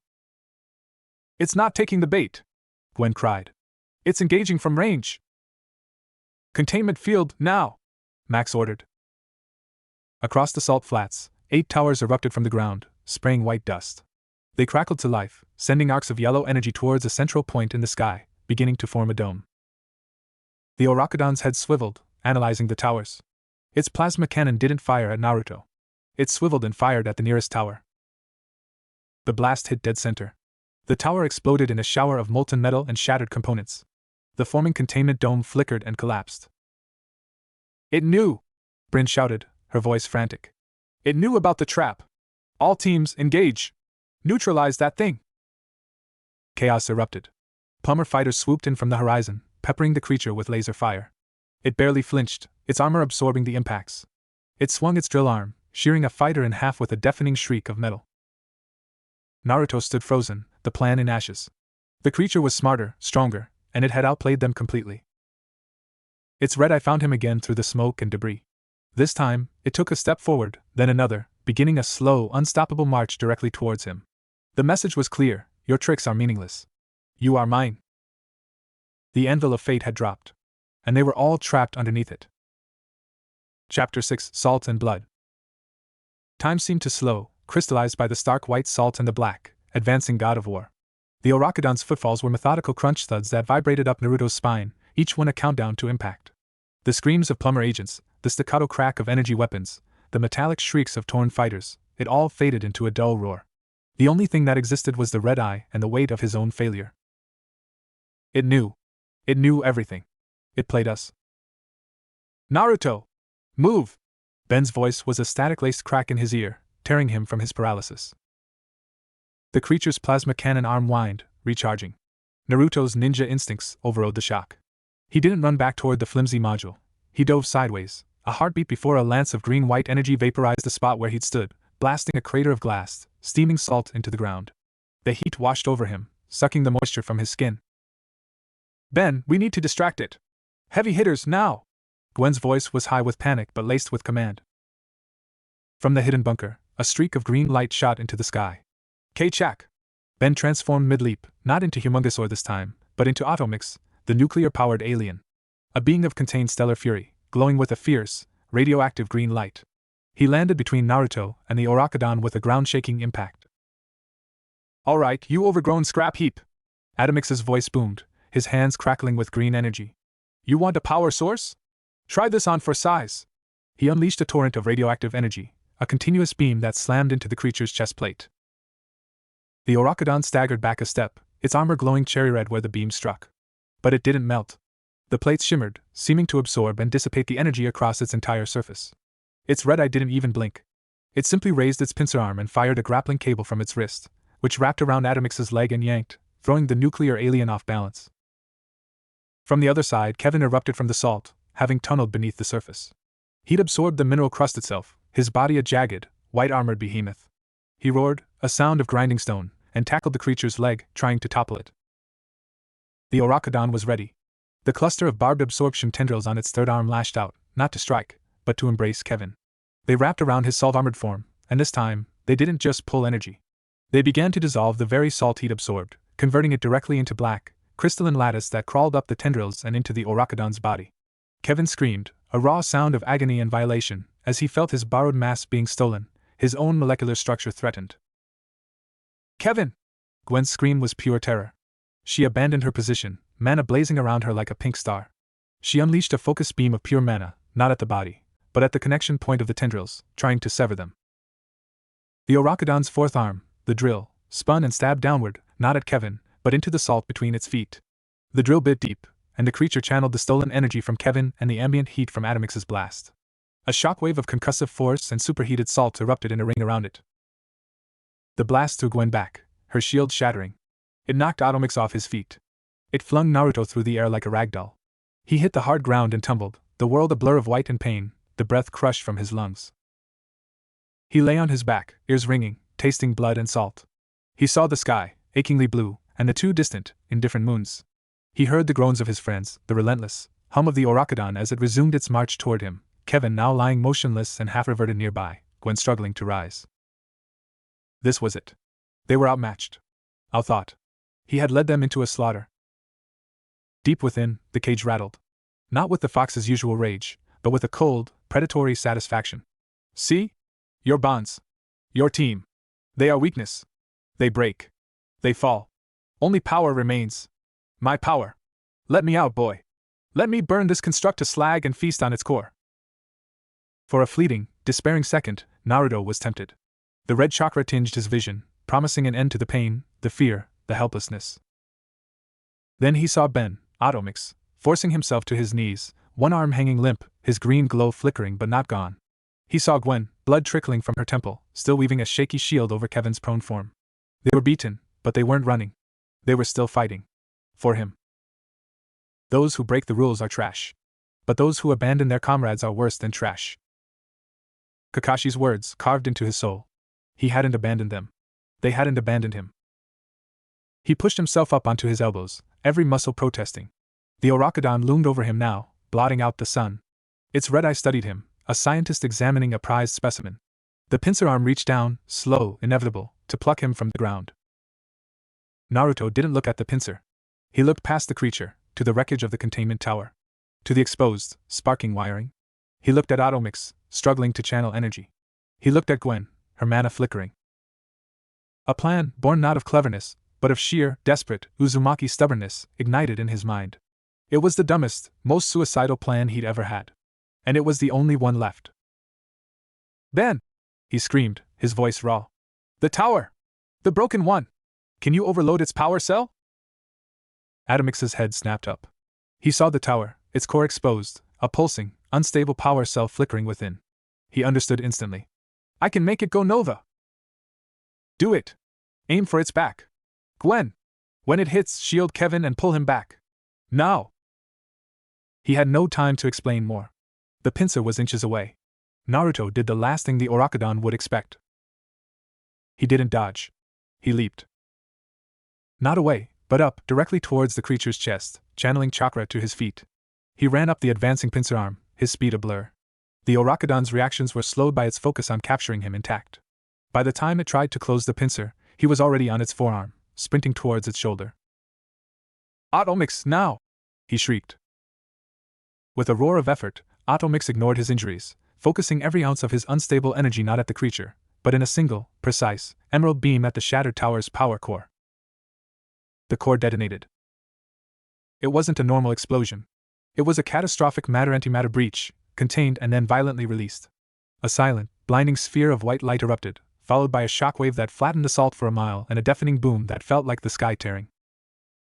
The Orakudon, caught mid-stride, was hit squarely in the back by the focused fury of a miniature star. Its advanced armor, designed to dissipate energy, was overwhelmed. The black plates on its back vaporized. The structural lattice beneath glowed white-hot. The creature arched backwards, a silent, shuddering scream locked in its chassis. It was a catastrophic injury. Naruto, clinging to its shuddering shoulder, was deafened and blinded. He felt the heat sear his back, smelled his own hair burning. But he held on, chakra glued to the metal. As the creature reeled, its systems disrupted, its red eye flickering, Naruto saw his chance. Not to escape. To attack. He formed a single-hand seal with one hand, clinging on with the other. Kagebunshin no Jutsu. Not an army. Just one. The clone appeared, standing precariously on the creature's other shoulder. They locked eyes for a split second, a perfect, wordless understanding. The clone leaped high into the air above the creature's staggered form. Naruto, on the shoulder, poured every bit of chakra he had left, every scrap, pushing past the burn, past the exhaustion, past the fox's snarling protests, into his right hand. The Rasengan wasn't blue. It was a whirling, chaotic maelstrom of blue and furious yellow, spitting sparks, the size of a wagon wheel. The air around it screamed. The clone, high above, did the same.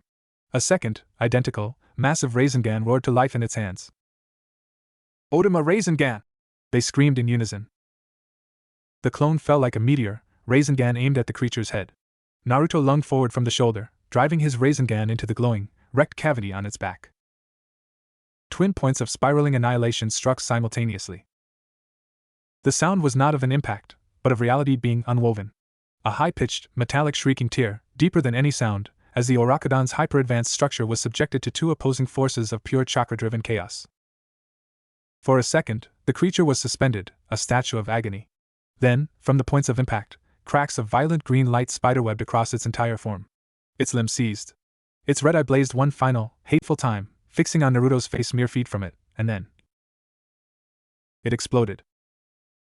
Not in fire and shrapnel, but in a catastrophic release. Waves of conflicting energy, green plasma, black crystal shards, red chakra-tainted feedback, and pure white salt, erupted outward in a silent, expanding sphere. Naruto was thrown clear, a leaf in a hurricane. He hit the ground, rolling endlessly, the world a tumbling cacophony of white and noise and pain. Finally, he skidded to a stop, face down in the salt. Silence. A ringing, absolute silence. He couldn't move. He could barely breathe. His body was one massive bruise. His right arm was numb, the skin blistered from the Rasengan's backlash. He tasted copper and dirt. Slowly, agonizingly, he pushed himself onto his side. The world swam into focus. Where the Orakudon had stood was a massive, smoldering crater, layered with molten black glass and glittering, inert crystal shards. Scattered around it were pieces of armor, still steaming. No movement. A few hundred yards away, Gwen was on her knees, a battered but conscious Kevin leaning against her, both of them staring at the crater in stunned silence. A smaller crater marked where Automix had been standing. He had reverted to Ben, who was lying on his back, unmoving. Ben! Naruto croaked, trying to crawl. His body refused. Then Ben's hand twitched. He groaned, rolling onto his side. He was alive. A wave of relief so profound it was almost pain washed through Naruto. He let his head fall back onto the salt. They'd done it. They'd actually. A soft, crystalline tinkling sound made his blood freeze. In the center of the crater, something moved. A shard of the black, obsidian core, no bigger than his fist, twitched. It was shattered, riddled with cracks, its red light gone. But it was alive. It vibrated, skittering feebly like a wounded insect. Before anyone could react, it emitted one last, desperate pulse of energy, not an attack, but a beacon. A distorted, dying signal. Then, with a final, pathetic crackle, it fell still. Truly inert. But the signal had been sent. In the medbay, hours later, the mood was not victorious, but grimly sober. They were all patched up, advanced healing tech dealing with burns, concussions, and fractures. Naruto's arm was in a sophisticated sling that pulsed with cool energy. Max stood at the foot of his bed, his face grave. You destroyed its primary combat form. That was unprecedented courage, all of you. But we recovered the core shard. Its final transmission wasn't random. It was a data burst. Compressed. We're decrypting it now. Gwen, a bandage on her forehead, spoke from a chair. Her voice was hollow. It wasn't just trying to survive at the end. It was uploading everything it learned from us. Our tactics. Our energy signatures. Ben's transformation codes. My mana frequencies. Kevin's absorption patterns. She looked at Naruto, her eyes haunted. Your chakra signature. The Nine-Tails resonance. It sent it all, somewhere. A new, deeper chill settled in the room. They had won the battle, annihilated the enemy's body. But like a dying ninja scattering a final message with a summoning scroll, the Orakudan had ensured its knowledge didn't die with it. Where? Kevin asked, his voice rough. He was paler than usual. We don't know, Max admitted. The signal was directed into deep space, towards an uncharted sector. It could be a dead end. It could be a backup. The implication hung in the antiseptic air. They hadn't killed a monster. They might have just taught a worse one everything it needed to know. Naruto looked at his team, battered, bruised, but alive. They had faced annihilation together, and clawed their way back. But the victory tasted like ashes. The fox in his mind was uncharacteristically silent, perhaps wary of this new, subtler threat. The door slid open, and Magister Bryn entered. She didn't look at the patients. She looked at Max, holding a data slate. Decryption is complete. The final packet contained a recurring coordinate. It's not a location in our dimension. She handed the slate to Max, who looked at it, his face hardening. He turned the screen so they could all see. It displayed a complex, multi-layered spectral analysis. At its heart was a frequency they all recognized, the unique, chaotic energy signature of the rift that had brought Naruto here. And superimposed over it was a set of coordinates that made Gwen gasp. That's a theoretical dimensional axis. The math, it's pointing to the source of the rift. To the origin point. Naruto's heart stopped. He looked from the data to Max's grim face. The Orakudan didn't just send data into space, Max said, his voice low and heavy. It sent a homing beacon. To your world, Naruto. It's calling something home. Or telling something where to find a feast. The horror was no longer contained to this world. The nightmare, in its final moments, had reached out a ghostly hand and knocked on Konoha's door. Chapter 7. A door swings both ways. The silence in the medbay was a physical weight, thick and suffocating. The beeping of monitors felt like a countdown to an unseen doom. Naruto stared at the data slate in Max's hands, the glowing coordinates searing themselves into his vision. Konoha. The forest of death. The exact spot he'd torn himself away from. It's calling something to my home? Naruto's voice was a dry rasp.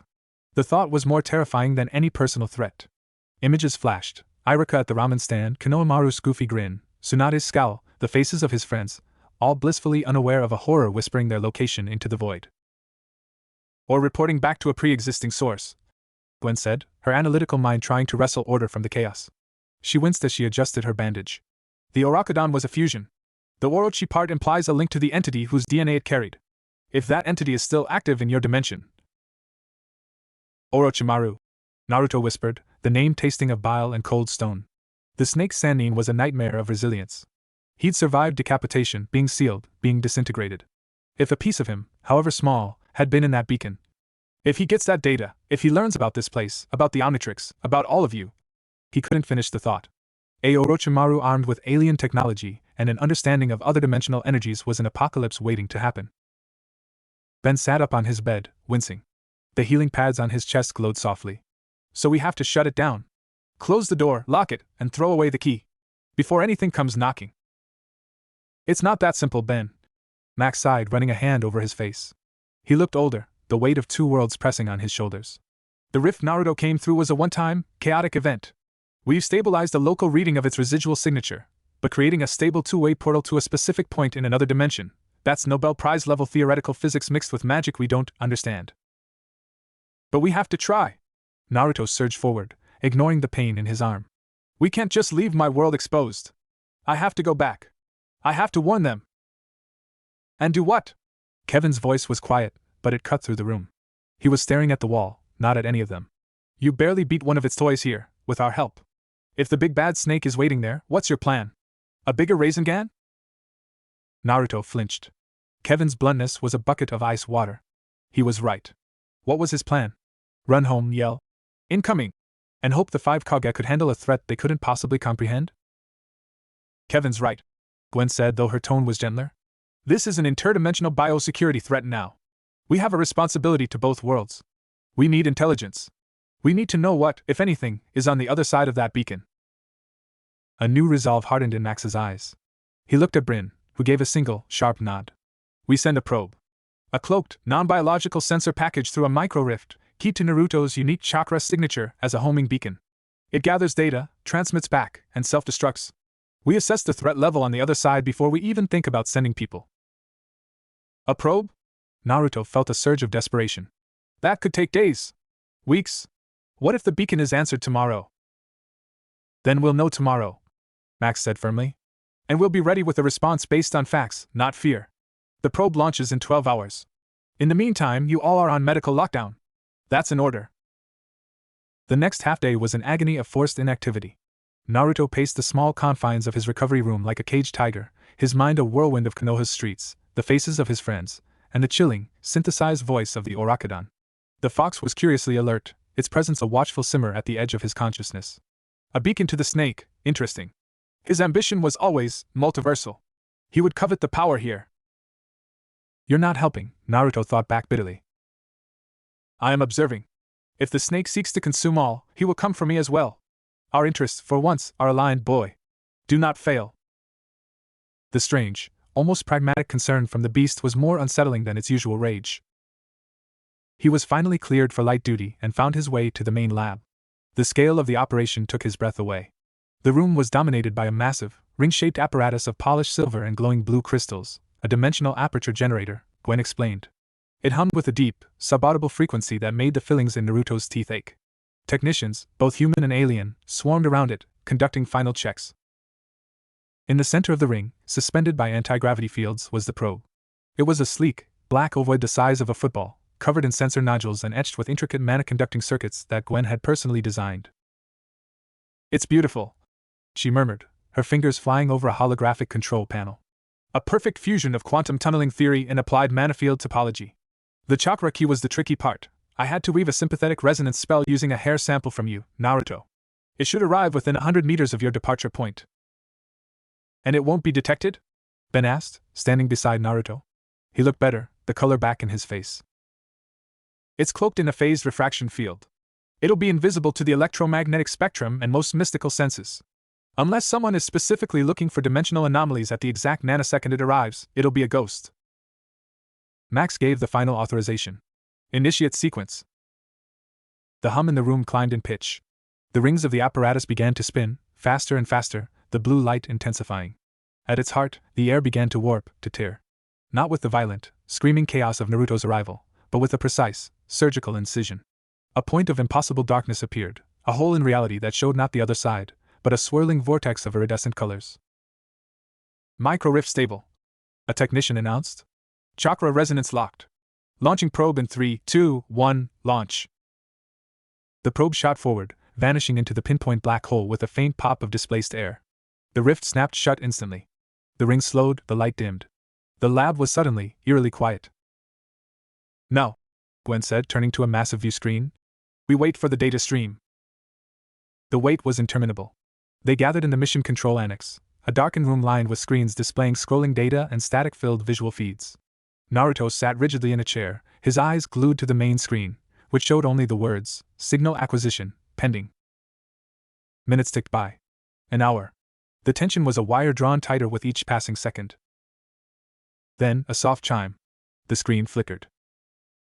Signal acquisition established. Data stream initiated. A grainy, monochrome image resolved on the screen. It was a top-down view of trees, the canopy of the forest of death. Naruto's heart leaped into his throat. Home. The image panned. It showed the clearing where he'd fought the rain ninja. The ground was scarred, trees shattered. An investigation team from Konoha was there.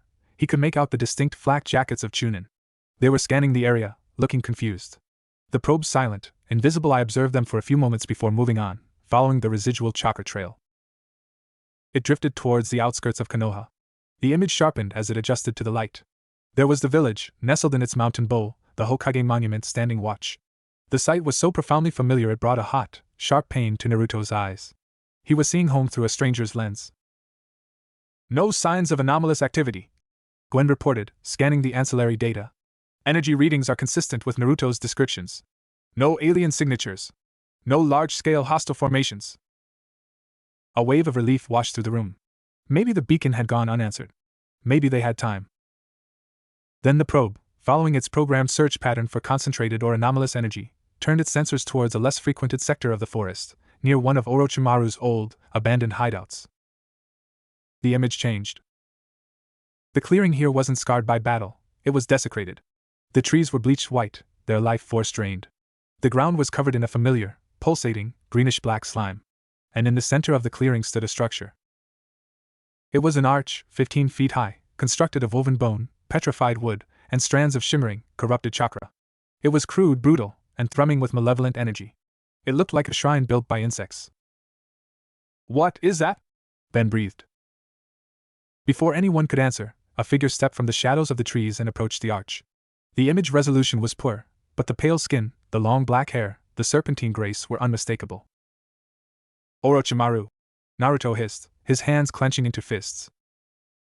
But it wasn't quite Orochimaru. The figure moved with a stiffness, a jerky, inorganic quality. As it turned towards the probe's general direction, the image zoomed and enhanced. The face was a pale mask, the eyes golden and slitted, but the skin had a waxy, synthetic sheen. From its back extended not arms, but two mechanical-looking appendages that ended in sharp, pincer-like tools. It was a hybrid. A puppet infused with Orochimaru's essence and something else. The puppet Orochimaru raised a hand. In its palm, a small, obsidian shard, a perfect match to the shattered core of the Orakodon, glowed with a weak red light. It was receiving the beacon. The puppet tilted its head, as if listening. Then its mouth opened, and a voice issued forth, synthesized from multiple sources but chillingly clear over the probe's audio feed. It was Orochimaru's cold, sibilant tone, layered with the Orakodon's digital distortion. Signal received. DNA harvest, substantial. Energy profiles, fascinating. The vessel Naruto has led us to a rich, new hunting ground. The Omnitrix, a key to infinite forms. Prepare the gateway. The harvest will commence. The puppet placed the glowing shard into a socket at the base of the bone arch. The arch flared to life, the space within it filling not with a view of the other side, but with a swirling, opaque miasma of the same greenish-black energy. They're building a rift generator! Gwen cried, her fingers flying across her console. Using the Orakodon's core as a resonant battery. They're not waiting for something to come to them, they're trying to open a door here. Terminate the probe, Max ordered, his voice like steel. Now! Before they detect it! But the data, a technician began. Now! On screen, the puppet Orochimaru's head snapped up. Its golden eyes seemed to look directly at the cloaked probe. It had sensed the data transmission. Gwen hit the command. The probe's final act was to activate its self-destruct and send one last burst transmission, a full-spectrum scan of the arch's energy frequency. On screen, a brilliant white flash erupted as the probe vaporized. In the instant before the feed died, they saw the puppet Orochimaru shielded by a sudden, black crystalline barrier that erupted from the ground, a defense mechanism that was unmistakably born of Orakodon technology. The main screen went black, then displayed, signal lost. The room was plunged into a heavy, horrified silence. The relief of moments ago was ashes. They had their intelligence. It was worse than their worst fears. Orochimaru had not only received the beacon, he had understood it. He had merged its technological insights with his own vile arts. He was building a bridge. And his stated goal was not conquest, but harvest. A harvest of DNA, of chakra, of alien powers. Naruto stood up, his chair scraping back. All eyes turned to him. The despair was gone, burned away by a cold, clear fire. He looked at Max, at Ben, at Gwen, at Kevin. You have the frequency of their gate, he said, his voice quiet but ringing in the silent room. You can open a rift to that exact spot, can't you? Gwen, pale, nodded. The scan was perfect. We can sync our aperture to theirs. It would create a temporary, stable bridge. But Naruto, it's a suicide mission. That clearing will be a fortress. It's not a mission, Naruto said, his blue eyes blazing with a light they had never seen before. It was the light of a Hokage. It's a counter-invasion. They want to harvest us? We bring the harvest to them. We destroy that arch, we smash that core, and we cut the head off the snake. For good this time. He looked at Ben. You in? Ben's own eyes hardened. He looked at the black screen, then back at Naruto. A slow, fierce grin spread across his face. It was the grin of Ben 10,000, the hero who had faced down galactic empires. You even have to ask? We started this together. We'll finish it together. Gwen took a deep breath, squaring her shoulders. I'll recalibrate the aperture. We'll need heavy mana suppression rounds to disrupt their structure. Kevin cracked his knuckles, a sound like grinding rocks. A feral, eager light was in his eyes.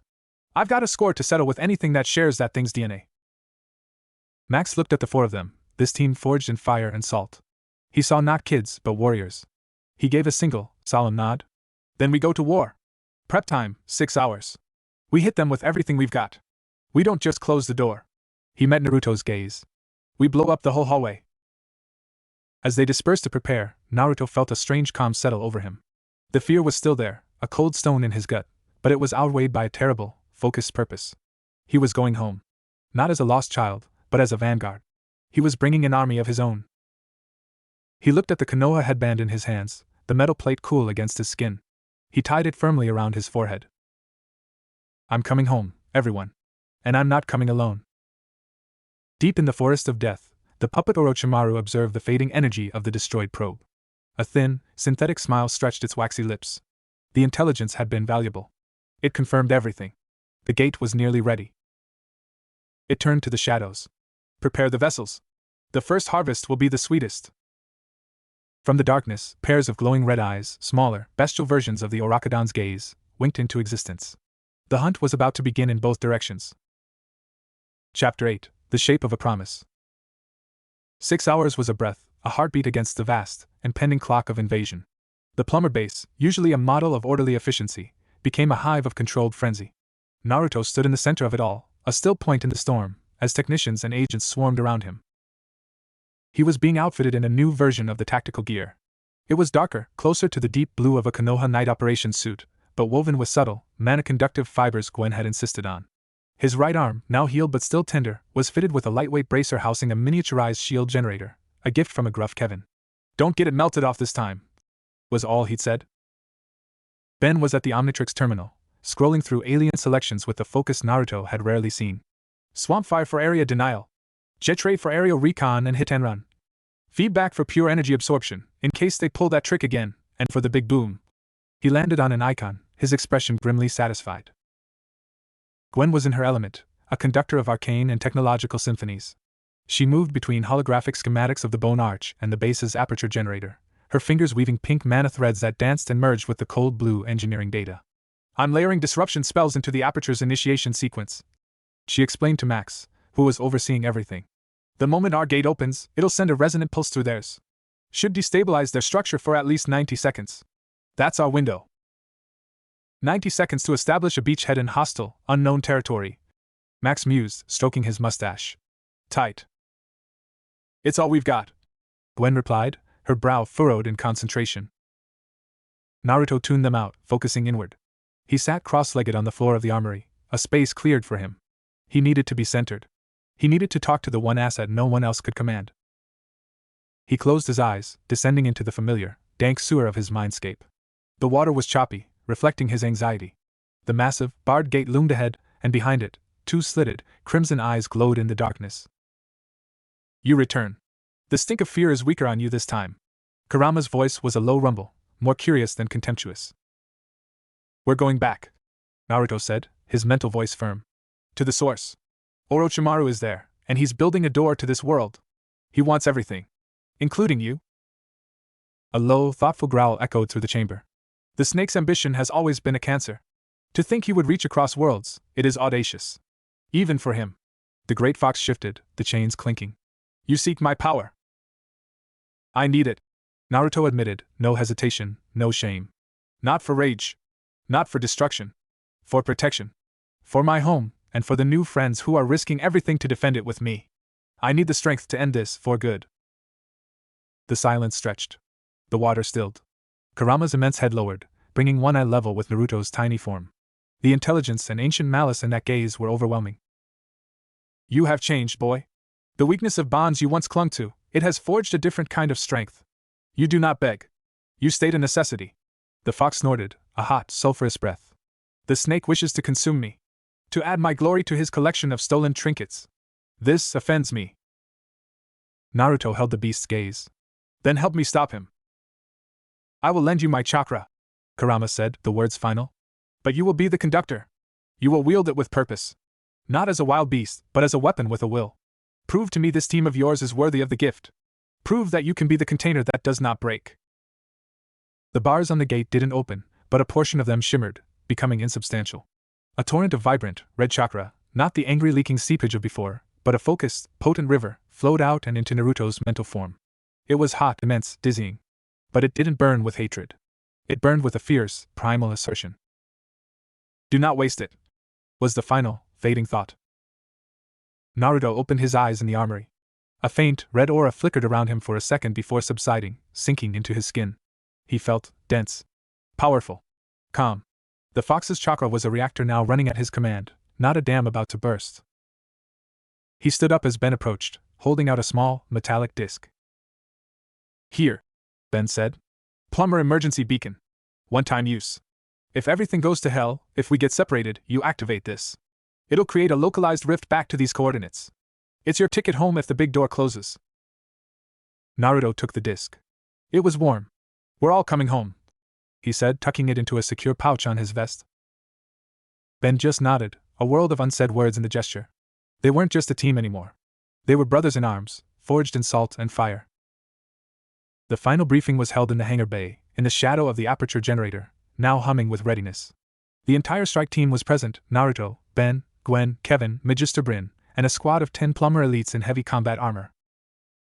Max stood before them, his Hawaiian shirt replaced by a tactical vest. He looked every inch the veteran field commander. Listen up! His voice echoed in the bay. This is not a reconnaissance or a containment mission. This is a surgical strike with maximum prejudice.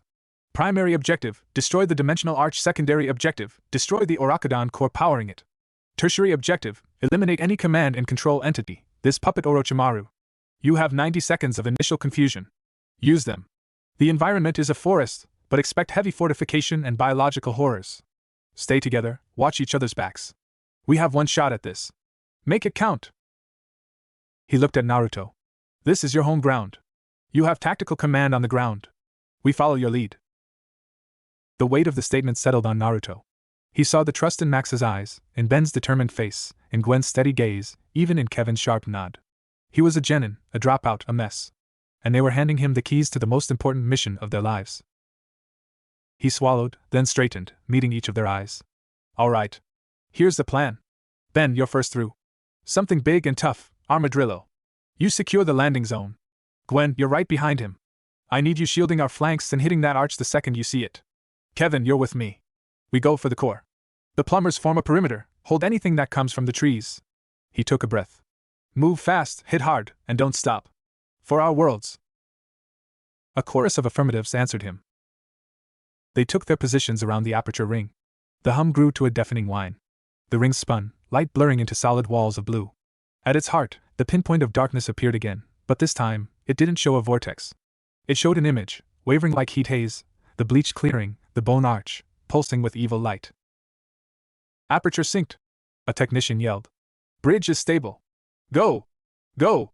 Go! Ben slammed the Omnitrix. K-Chak! Green light enveloped him, and in his place stood Armadillo, the Talpedan mole-like alien, all thick, armored plating and massive, drill-like claws. He didn't hesitate. He charged into the rift and vanished. Gwen, now! Naruto yelled. Gwen, wreathed in a cocoon of pink mana, leaped through. Kevin! Let's go! Kevin, his arms already shifting into serrated blades, gave a savage grin and sprinted forward, Naruto right on his heels. The transition was like being squeezed through a cold, electric tube. There was no disorientation this time, just a sudden, violent shift in reality. One moment, the sterile hangar. The next. The smell hit first, the damp, fungal rot of the forest of death, now layered with the acrid, sweet stench of the Orakodon's corruption and the ozone of active, dark chakra. The air was thick, humid, and alive with malevolent energy. The sound was a chorus of shrieks and skittering. They were in the clearing. Armadillo was already engaged, his drills whirling as he pulverized two bestial creatures that looked like wolves sculpted from black crystal and bone. Gwen was a step ahead, her hands thrust forward, a beam of pure pink mana already lancing from her palms and slamming into the base of the bone arch. The structure screamed, a sound of tearing metal and snapping bone, and the opaque green-black miasma within it flickered violently. Naruto's eyes swept the scene. The arch was larger than the probe had shown, 20 feet tall, throbbing like a sick heart. At its base, embedded in a cradle of twisted roots, was the Orakodon core shard, glowing with fierce red light. And standing before it, unperturbed by the chaos, was the puppet Orochimaru. Its golden eyes tracked them with cold, analytical interest. The harvest arrives prepackaged. Its synthesized voice hissed. It raised a hand. From the shadows of the bleached trees, more creatures poured, dozens of them. They were smaller, faster versions of the Orakodon's first form, with gleaming black carapaces, red eyes, and bladed limbs. They moved with insectoid precision. The plumber squad erupted from the rift behind them, weapons firing, creating a blazing perimeter of laser fire. The forest erupted into a full-scale battle. Kevin! The core! Naruto roared, pointing. On it! Kevin transformed his legs into pistons and launched himself across the clearing, a living battering ram. The puppet Orochimaru's mechanical appendages snapped forward, firing streams of tiny, needle-like projectiles. Kevin shifted his torso into a wall of diamond-hard carbon, the needles pinging off harmlessly. He was almost at the arch. A massive shape dropped from the canopy above, landing between Kevin and the core with an impact that shook the earth. It was another hybrid, this one bulkier, with the upper body of a bear-like creature and the lower body of a giant serpent, its skin a patchwork of fur, scale, and metallic plating. It roared, a sound that blended animal fury with a grinding servo whine. They've made more! Gwen cried, maintaining her beam on the arch while deflecting attacks from smaller creatures with flicking shields of mana. Armadillo was a whirlwind of destruction, but the creatures were endless, swarming him, their bladed limbs screeching against his armor. Naruto knew they were losing momentum. The 90 seconds were half gone. The arch, though damaged, was still standing. The core was protected. The puppet master was untouched. He reached within, to the calm, immense reservoir Kurama had provided. Red chakra, controlled and fierce, erupted around him in a single, solid cloak. One tail of energy swirled lazily behind him. The power was intoxicating, but his mind was ice clear. Ben! He yelled, his voice amplified by the chakra. The big one! Keep it busy! Gwen, on my mark, switch from the arch to the core! He didn't wait for acknowledgement. He moved. Chakra-enhanced speed made him a red blur. He didn't head for the arch, or the core. He headed straight for the puppet Orochimaru. The puppet's eyes widened slightly. It brought its pincer appendages up in a defensive cross. Naruto didn't strike them. At the last second, he substituted with a log he marked mid-stride. He reappeared above and behind the puppet, a spinning Rasengan, tinged with red, already screaming in his hand. Rasengan!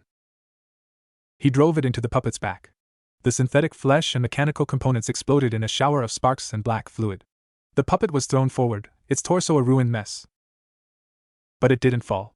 It twisted its head 180 degrees, its golden eyes blazing with fury. A mere vessel, damaged. Inconsequential. The gate is all. From its ruined back, a cluster of those root-like absorption tendrils shot out, not at Naruto, but snaking across the ground towards the ongoing battle, specifically, towards a wounded plumber agent who had been grazed by a creature's blade. Naruto saw the tendrils latch onto the man's leg. In seconds, the agent's scream was cut off as he was drained, desiccated, his life force and matter flowing back along the tendril and into the puppet, repairing the damage Naruto had caused with horrifying speed. It can feed remotely to regenerate, Naruto realized in horror. Gwen, now! The core! He screamed. Gwen shifted her aim. Her mana beam, a concentrated lance of pink energy, shot from the arch and struck the glowing red shard. The core shard shrieked, a high-pitched, digital sound of agony. Cracks spiderwebbed across its surface. The light within it flared erratically. The bone arch groaned. The green-black miasma shuddered, threatening to collapse. The bear-serpent hybrid, distracted by Armadillo's relentless assault, roared in unison with the core's pain. Kevin saw his opening. He abandoned his diamond defense, his arms shifting into the massive, hydraulic piledrivers he'd used in the salt flats. With a wordless scream of effort, he brought both fists down on the cracking core. Crunch, shatter, kaboom. The core didn't just break, it detonated. A wave of corrosive, red-black energy exploded outward. Kevin was blasted off his feet. The bear-serpent hybrid was caught in the blast, half its body dissolving. The bone arch, deprived of its power source, imploded with a final, sickening crunch of splintering bone, the miasma winking out of existence. The gateway was destroyed. But the backlash was catastrophic. The explosive energy from the core was pure, corrupted chakra and alien data. It washed over the clearing like a tidal wave. Naruto, shielded by his red cloak, was thrown back but remained standing. He saw Gwen's mana shield buckle and shatter, and she was knocked unconscious. He saw Armadillo shield two plumbers with his body, his armor smoking. He saw Kevin, lying motionless near the epicenter, his arms slowly reverting to flesh, covered in a lattice of black, crystalline burns. And he saw the puppet Orochimaru. It had been at the edge of the blast, but the wave of energy had fused with it. The broken mechanical parts were gone, replaced by swirling, unstable masses of the same red-black energy. It was no longer a puppet. It was a ragged, screaming wound in reality, a vortex of agony and hunger, stumbling towards the spot where the arch had been, towards the fading dimensional resonance. No, Harvest, mine! It gurgled, its form dissolving and reforming chaotically. It was dying, but in its death throes, it was wildly dangerous, radiating pulses of disintegrating energy. And then, its swirling, maddened eyes locked onto the closest, most potent source of energy it could sense to stabilize itself, Naruto, cloaked in the Nine-Tails chakra. With a final, desperate lunge, the abomination hurled itself at Naruto, not to attack, but to merge. To use his chakra as an anchor to prevent its own dissolution. Naruto tried to dodge, but he was too slow, too drained from maintaining the cloak. The thing collided with him. Agony. It was beyond physical pain. It was the sensation of his very soul being scoured, of foreign data, Orochimaru's memories, the Orochidan's experiences, the screams of its victims, being forced into his mind. The red chakra cloak flared, fighting the invasion, a war of titanic energies raging across his body. He fell to his knees screaming, his vision whiting out. He could feel the thing inside him, a cancerous, screaming presence, trying to override him.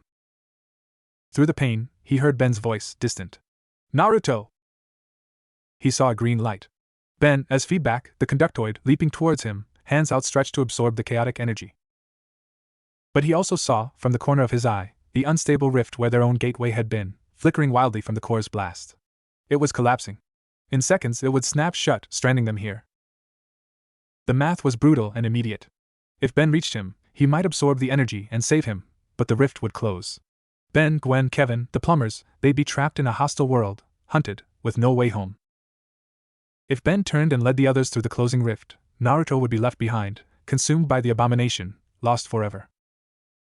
He saw the conflict on Ben's face, the hero's instinct to save his friend warring with the leader's knowledge that he had to save his team. Naruto made the choice for him. With the last shred of his will, he shoved a hand into his pouch, feeling the warm disk of the emergency beacon. He didn't activate it for himself. He looked at Ben, their eyes meeting across the chaos. He saw the understanding, and the horror dawn in Ben's eyes. Naruto gave him a tiny, pained smile. A promise. Then, with a surge of chakra, he threw the beacon, not to Ben, but to the ground at the rift's edge, where Max's coordinates would be clearest. He formed one last hand seal with his free hand, a seal of binding, of containment. Not to eject the thing inside him, that was impossible now. But to trap it. To pull it all in, to contain the cancerous vortex within himself. Kurama, a little more, just enough to cage it. A final flood of red chakra, not as a cloak, but as chains, as a prison, erupted from within him, wrapping around the screaming, merging entity and pulling it in. The agony peaked. The world dissolved into red noise. The last thing he saw was Ben, his face a mask of anguish, being pulled by a limping armadillo through the flickering rift. The last thing he heard was the definitive, final snap of the dimensional door closing. Then silence. Naruto Uzumaki lay alone in the cursed clearing, the early morning light of his own world filtering through the dead trees. The abomination was gone, sealed within him alongside the fox. His body was a map of pain, his mind a battleground of foreign memories. But the gate was destroyed. The invasion was stopped. His friends were safe. He had kept his promise. He just hadn't promised to come home with them.